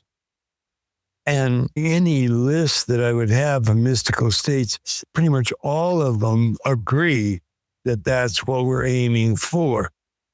That made waking up is also the only state that has ever been claimed by humanity any place on the planet as being absolute truth, as opposed to relative truth, which we get when we're separated and we're one with our head, and our head is separate from everything it's looking at, and we have a duality built into our existence, and that duality is just a state of fragmentation because we're split. What actually is a whole unity, we've split that into two major parts: a subject in here on this side of my eyes versus a series of objects out there on that side of my eyes. That's a fragmented, polarized, dualistic state, which is therefore held to be a relative state. It's a fragmented state. It's not absolute truth. It's relative truth. And that's a very important distinction because that's what Zen is looking for. That's what Vedanta Hinduism is looking for. That's what Christian mysticism is looking for. It's this pure state of oneness where you are one with everything you're looking at. And that's a very profound state. As I say, it's the only state that has ever been claimed by humanity anywhere on the planet to be an absolute truth. Because when you actually experience your oneness with everything, it carries an enormous impact. And it does seem this is a state of absolute truth. And that's a very profound realization. And it's generally, it feels just like you're waking up. So it's called states like enlightenment, which the Buddhists call it. It's called waking up, which Christian mystics generally call it. But it does feel like when you have that experience that you're awakening to a real reality.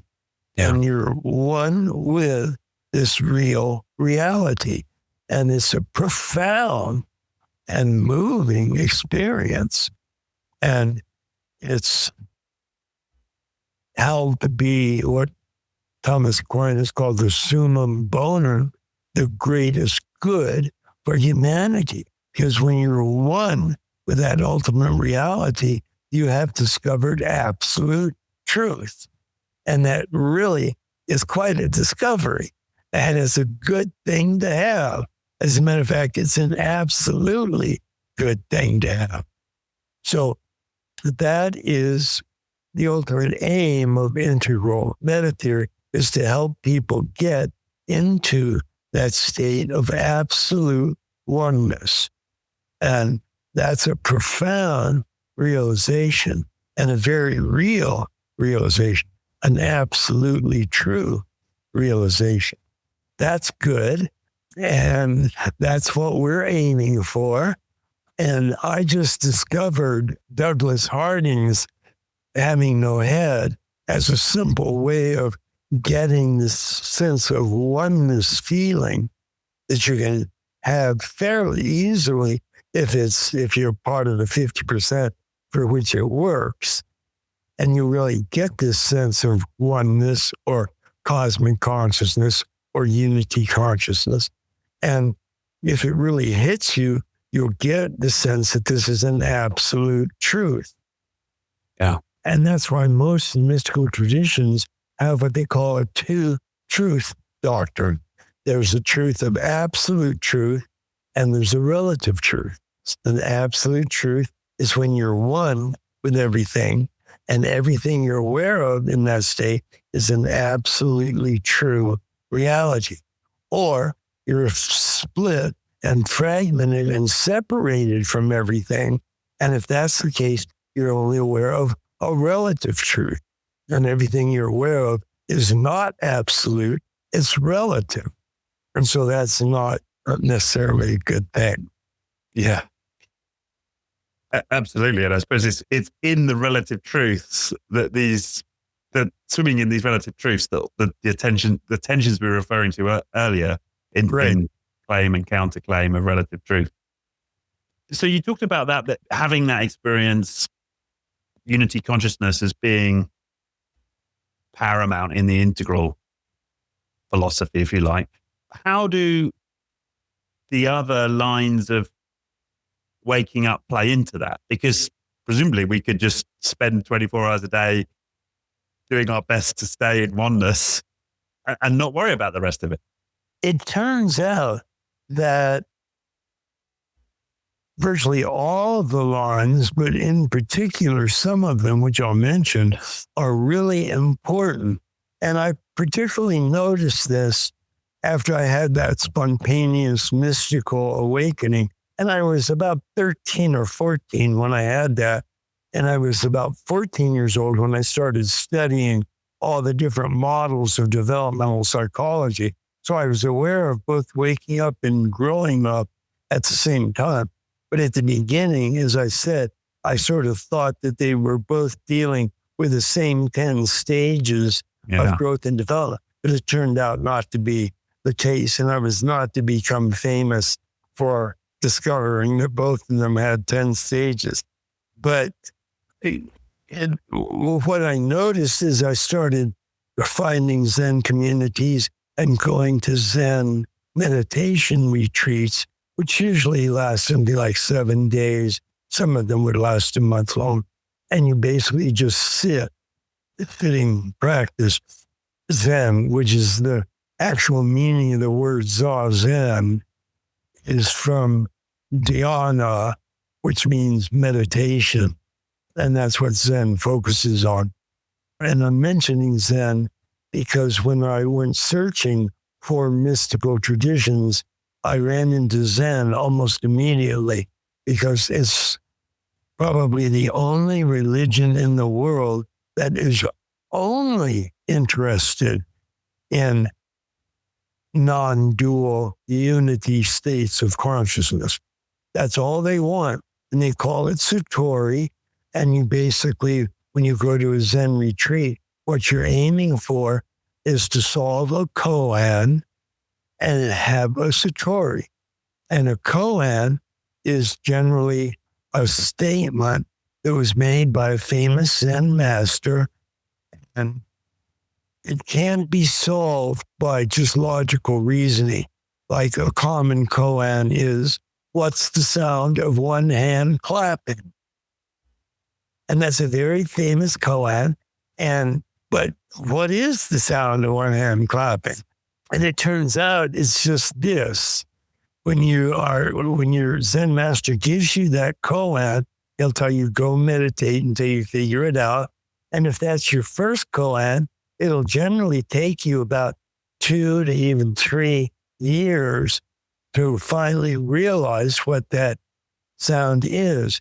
And when you become one with your one hand, then that's when you'll achieve the subject-object unity consciousness, which is all Zen wants, is this unity awareness, the state of cosmic consciousness. And then when you go back, the answer to one hand is you just stick one hand out and hold it. And he can tell by how you move and what you look like, whether you've actually had that unity experience or not. And if you had, he'll say, yes, that's it. You've graduated. See you around. And you can leave if you want because you've totally got it. But what most people realize is that you can deepen that state of oneness. And there are sort of sub-stages of oneness, although it's the same oneness. When you realize oneness, you've realized it forever and in a very good sense. But A very famous Zen koan is simply called Mu, M-U, and it's probably the most commonly given koan. And the full statement of that koan is, a student asked Josh, who's a very, very famous Zen teacher. He actually invented one of the two major schools of Zen Buddhism. But Joshu very loudly said, Mu. And Mu is Japanese for no. Oh. Now, every Buddhist knows that every sentient being has Buddha nature. So the correct answer to does a dog have Buddha nature is yes.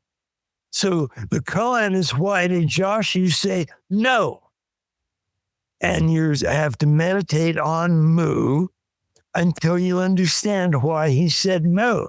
And what you do is you meditate on Mu until you absolutely become one with Mu. And when you become one with Mu, then you'll eventually get into that non-dual state of awareness.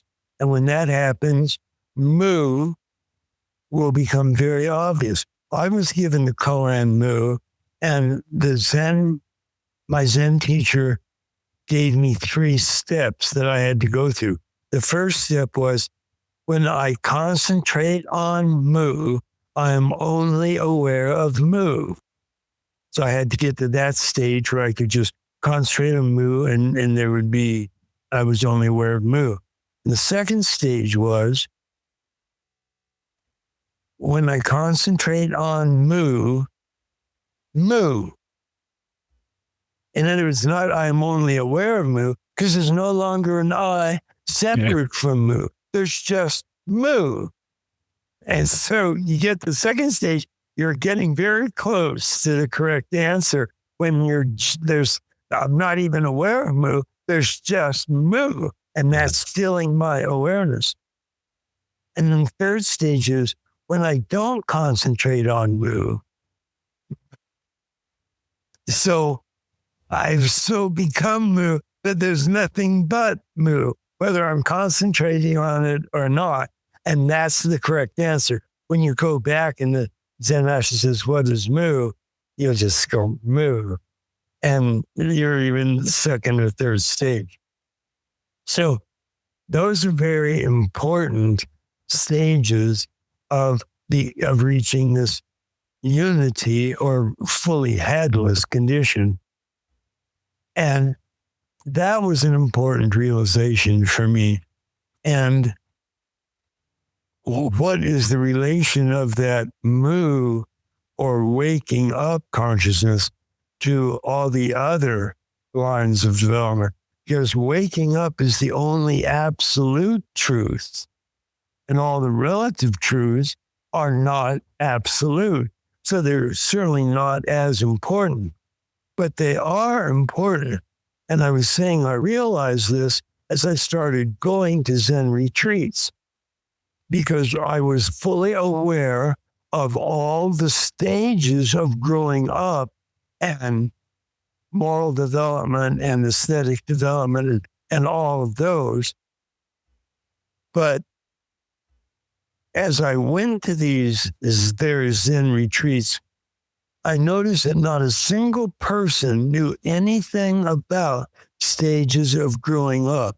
And that's what I was concentrating on, because at the very beginning of my studies, I just realized the difference between waking up and growing up.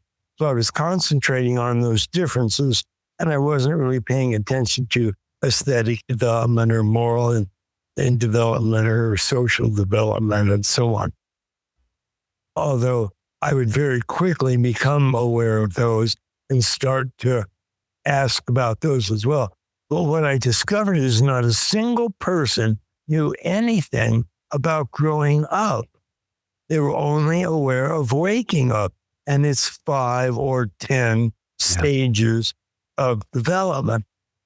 And I found this, the more I realized that they had no idea what stage of growing up they were at, the more perplexed I became, even though I myself didn't know them. when I first started studying them. And I was shocked to find that I had gone through these 8, 9, or 10 major stages of development. I was just floored when I found that. But I was, for some reason, really amazed that nobody else was aware of them.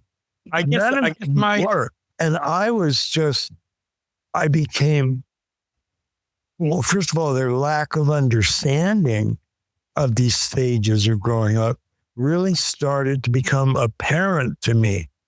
And I could tell what stage of growing up they were at, but none of them were at the highest or even the higher stages. And most of them were completely unaware that they even had that capacity available to them. And I found that just astonishing. And because I was just to question there, yeah. Why does that matter? Because if oneness or non-duality is absolute truth, then do I not achieve absolute wholeness when I'm in that state? So why does wholeness along any of these other lines matter?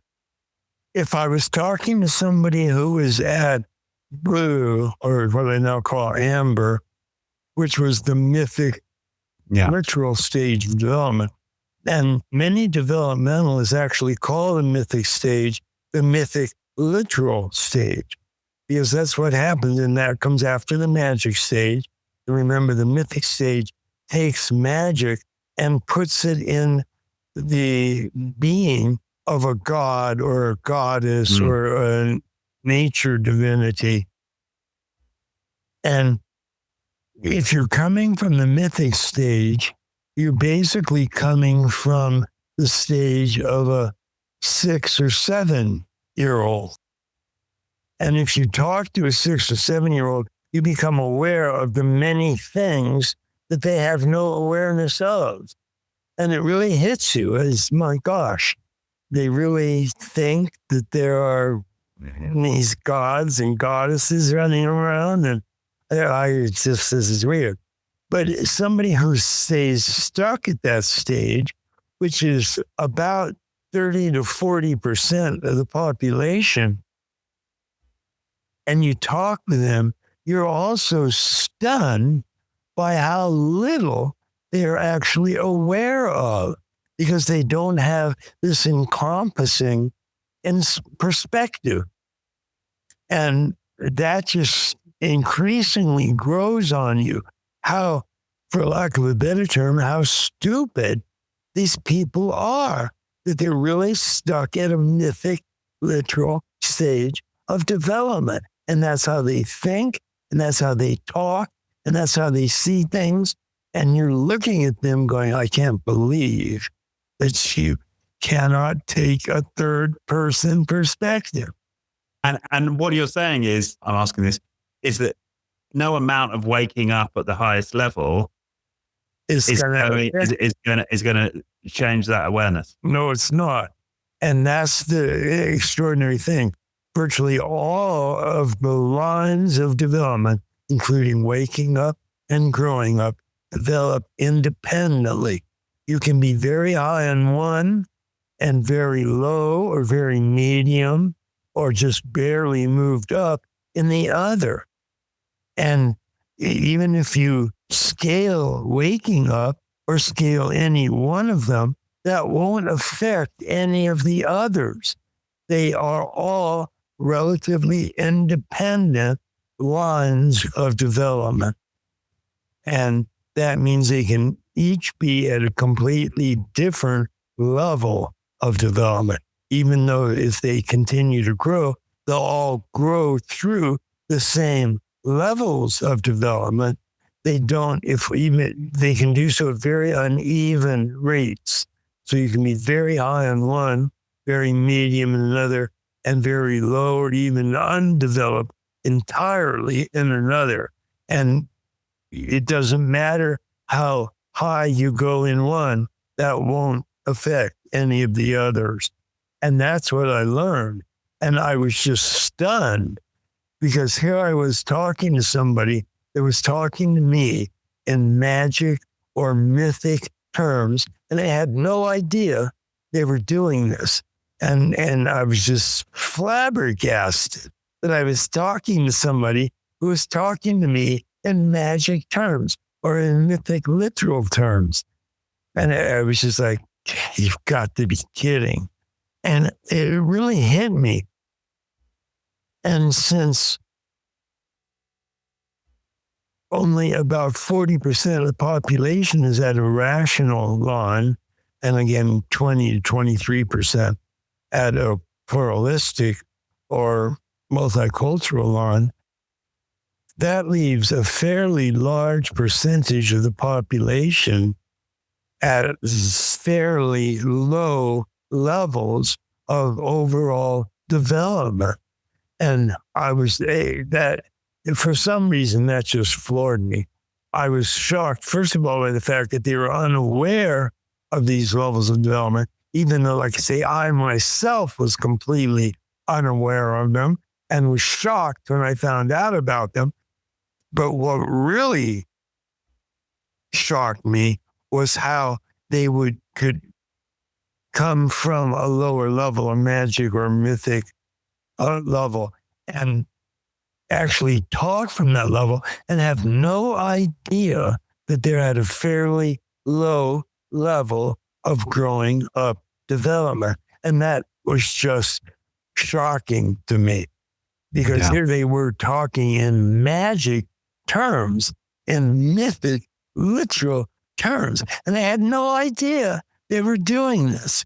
And they just were spouting it off, and it's all wonderful. And I mean, it was just unbelievable to me.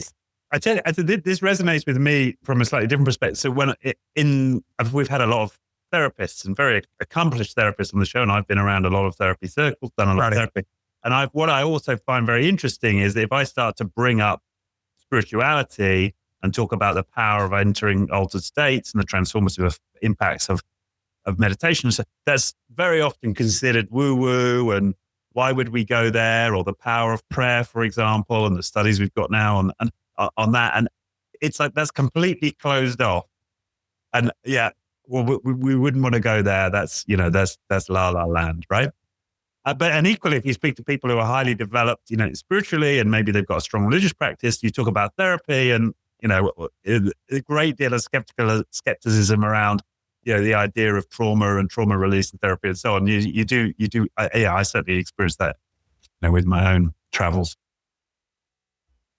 Yeah.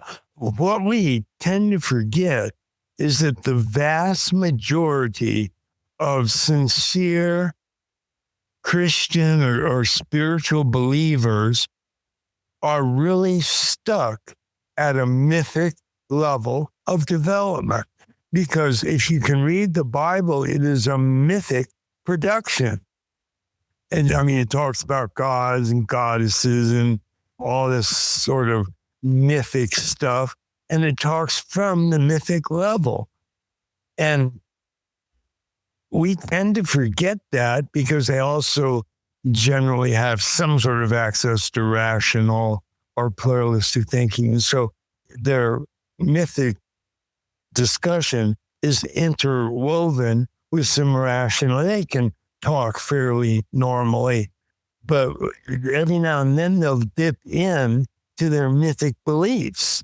And it's always kind of shocking for you to realize they're talking to somebody who actually believes in a mythic God.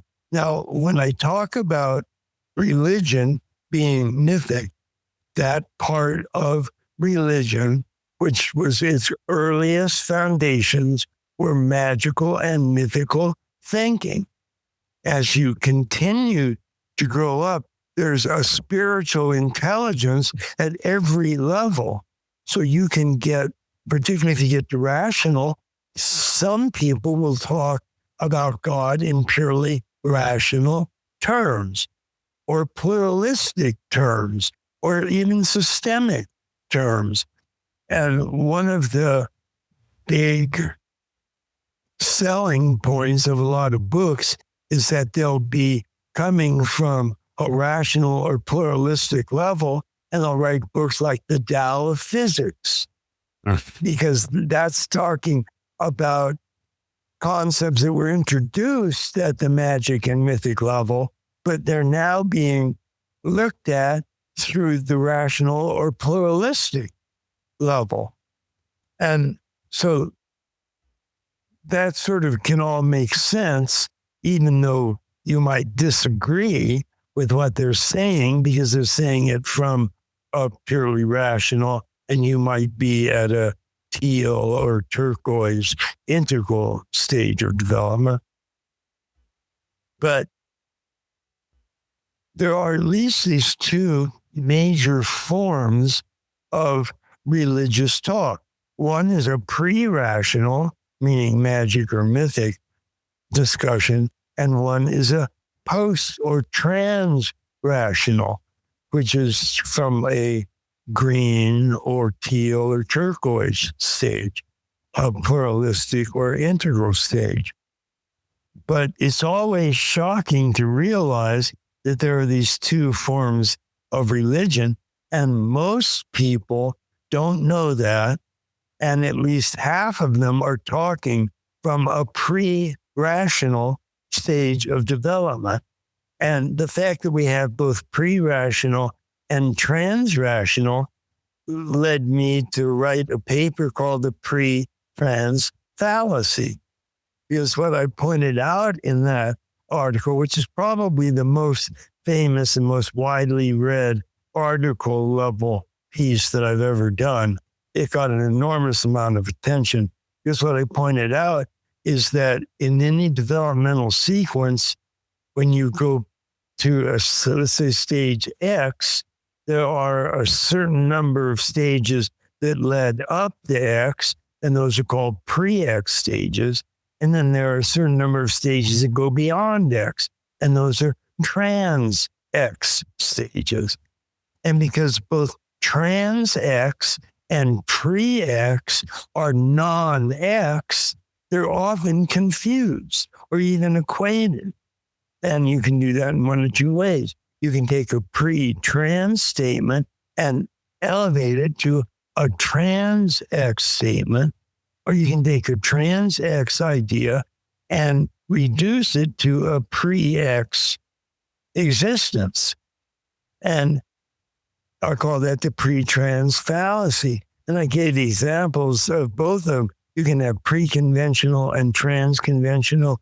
You can have pre-X and trans-X, pre-transformational, trans-transformational, and so on. And that really caught on because people saw that an enormous number of academic papers were being written that confused pre-X stages with trans-X stages. And they do it in one of two ways.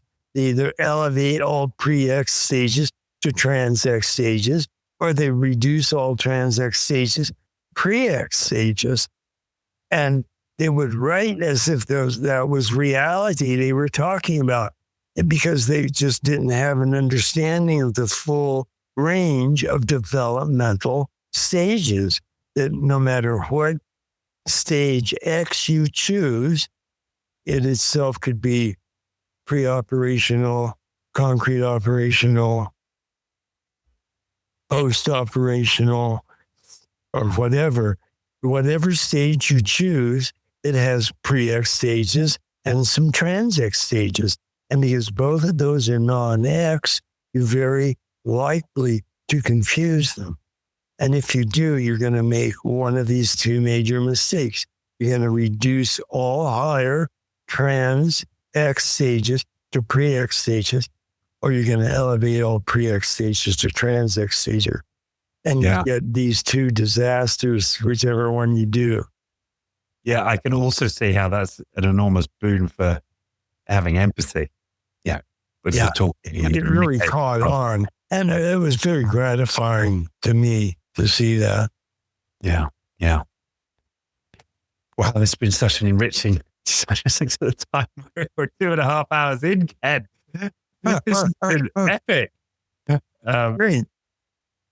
There's one last topic I'd love to talk about. Sure. How are you doing? Oh, fine. You're good. Yeah. This idea, because my day job is working a lot inside organizations and working with executives and leaders and so on. So this idea of the deliberately developmental organization, can we define that and talk Sure. about Sure. that a little bit? Sure. There are, by the way, some developmentalists like Robert Keegan, who almost exclusively, like you, works with organizations and leaders in organizations and so on. And all he teaches is how everybody in the organization is aware of the developmental stages.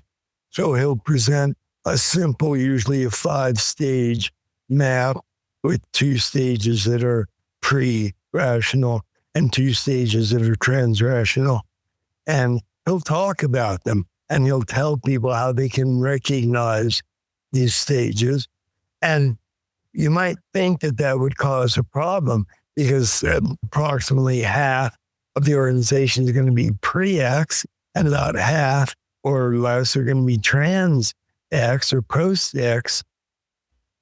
And they're going to kind of get on each other's nerves, or they're going to, the lower ones are going to feel really stupid and the higher ones are going to feel really superior. But he finds that doesn't happen, that people listen to where they are and where other people are, and they kind of go, okay, that's fun. And then they go on about their business, but they will notice how trans X people tend to talk and how pre-X people tend to talk, and they'll just take it in stride and notice the differences. And if they have severe disagreements, and one of them is pre-X and one of them is trans-X, they'll notice that. And it actually reduces the amount of argument or conflict there is in the overall organization. Because if you're at a pre-X, so what? I'm at a pre-X. I'll keep growing or whatever. And they live with it. They don't really get that upset. And the people with trans-X don't tend to feel that superior. And the reason is these stages of pre-X and trans-X are not something that you can see by introspecting. I mean, again, the actual structures of growing up are not something you can see by introspecting. You actually have to learn what those stages are and practice spotting them. And then you can spot when you're at a pre-X or at a trans-X, but it doesn't become an issue for you. It's just not that important, because when you look within, you still can't really see those stages. So you go, okay, well, that's fine. I'm somewhere down there and somewhere up there. And he is a very successful consultant, because the aspects that people do remember about their being pre-X or trans-X turn out to be very important in helping them figure out how they fit in the overall hierarchy of the organization. And they'll notice that trans-X people tend to be in higher ranked positions because they're a little bit more aware. They're aware of these larger perspectives, and I'm not. And as I look at it, I don't tend to be aware of those higher perspectives that often. So I understand why I'm only a corporal and not a major or whatever it is. But he's an extremely successful business consultant, and he thinks it's because he introduces people to an overall developmental sequence. And as I say, he only uses 5 stages, and his entire model is just built on 5 stages. And it's one of the reasons I don't find his model that useful, but it's accurate. I mean, he just divides them in accurate divisions. Right. And a 5-stage model is a particularly good one to use for something like if you're teaching an entire organization developmental sequences and you only have 5 stages. That's really easier to learn than archaic, magic, mythic, rational, pluralistic, systemic, and integral. But that, I was just going to mention that as an example of somebody who's doing very well using and introducing entire organizations to their developmental stages. Yeah. Now, in terms of the deliberate aspect of that, then what's the emphasis in order to have people develop through the stages? Just understanding that you do have, generally almost everybody has some higher stage that they can develop to. And that gives them just a way to, when they introspect, to at least be aware that even if they can't specifically recognize the stages, they've maybe learned the names of them, and they're starting to learn to be able to recognize these stages, even though they don't fully understand all of their minor differences and developmental oddities, but they are generally aware of them, and they'll know that they can increase their capacity for perspectives, and that's going to increase their developmental stages. And I started to say at one point in this conversation that models like Jane Lovinger's, which is, by the way, the most widely used developmental model on the planet, and she has 8 or 9 major stages of growth. And she found that each of her stages added a perspective. So she actually found that her first stage, a person could take a first person perspective. So they could take an I, me, mine. The second stage, a person would add second person stage. So they'd add a you or thy or thine. And third stage would add a third person perspective. So they'd add he, she, they, them, it, its. Fourth person would add a fourth person perspective. You say, well, what's a fourth person perspective? If you're thinking about first, second, and third person perspectives, and you're thinking about them all at once, you're doing that from a fourth person perspective. And so on, fifth, sixth, seventh, eighth. And she would find that a person at her 8th stage could take an 8th person perspective. And her 7th stage could take a 7th person perspective. And 6th stage could take a 6th person perspective. So that was a real discovery. And I now use it all the time. But I noticed that people that start learning developmental stages start to increase the number of perspectives that they take, simply because they're aware that they have that possibility. And because they're aware of it, they tend to step into it.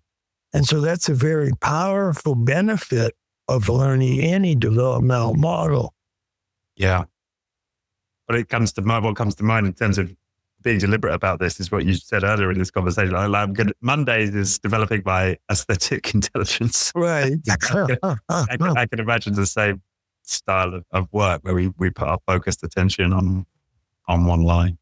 Yeah, that makes sense. The other critique I sometimes hear of this way of thinking about individuals or of organizations is that we're not necessarily static, right? Like we may go through the day in and out of different stages, or an organization, maybe at different stages within the organization, and even as an organization as a whole over time might move in and out. What's your response to that? Generally, a person moves within 3 stages, and they can be at any stage at almost any time of the day. So if they technically take a test and show that they're mostly irrational, they'll actually move from mythic to rational to pluralistic, or amber to orange to green. And they'll move fairly often through those stages. And so you're right. I mean, And they can even move to a stage lower than that or a stage higher than that on rarer occasions. But the point is, they're moving at least through this 3-stage range. And you're very correct about that. And that's an important fact to remember. Yeah. So it sounds like that's a bit of a straw man of the use of the model to say that it has this fixed view on where people are at. You're Right. You're the guy, you're the originator, and you're saying that's really not the case. Yeah. Okay. That makes sense. Wonderful. All right. This has been incredible. There's much more I could go into, but is there anything specific you would have loved to have touched on that we haven't spoken about? I think I've hit most of the topics that I would want to convey. Yeah. Brilliant. Well, thank you. This has been wonderful. Yeah. I hope, this is a major contribution to the listeners. Please do go back, get the book. It's highly readable. Right. Yeah, it's very accessible, considering the depth of the material that it covers, right. Especially. Yeah, it's wonderful. I think the work you're doing is fantastic. It's as I told you early on in my sort of self-development process, you contributed, and this has just been another major contribution. So I'm very great.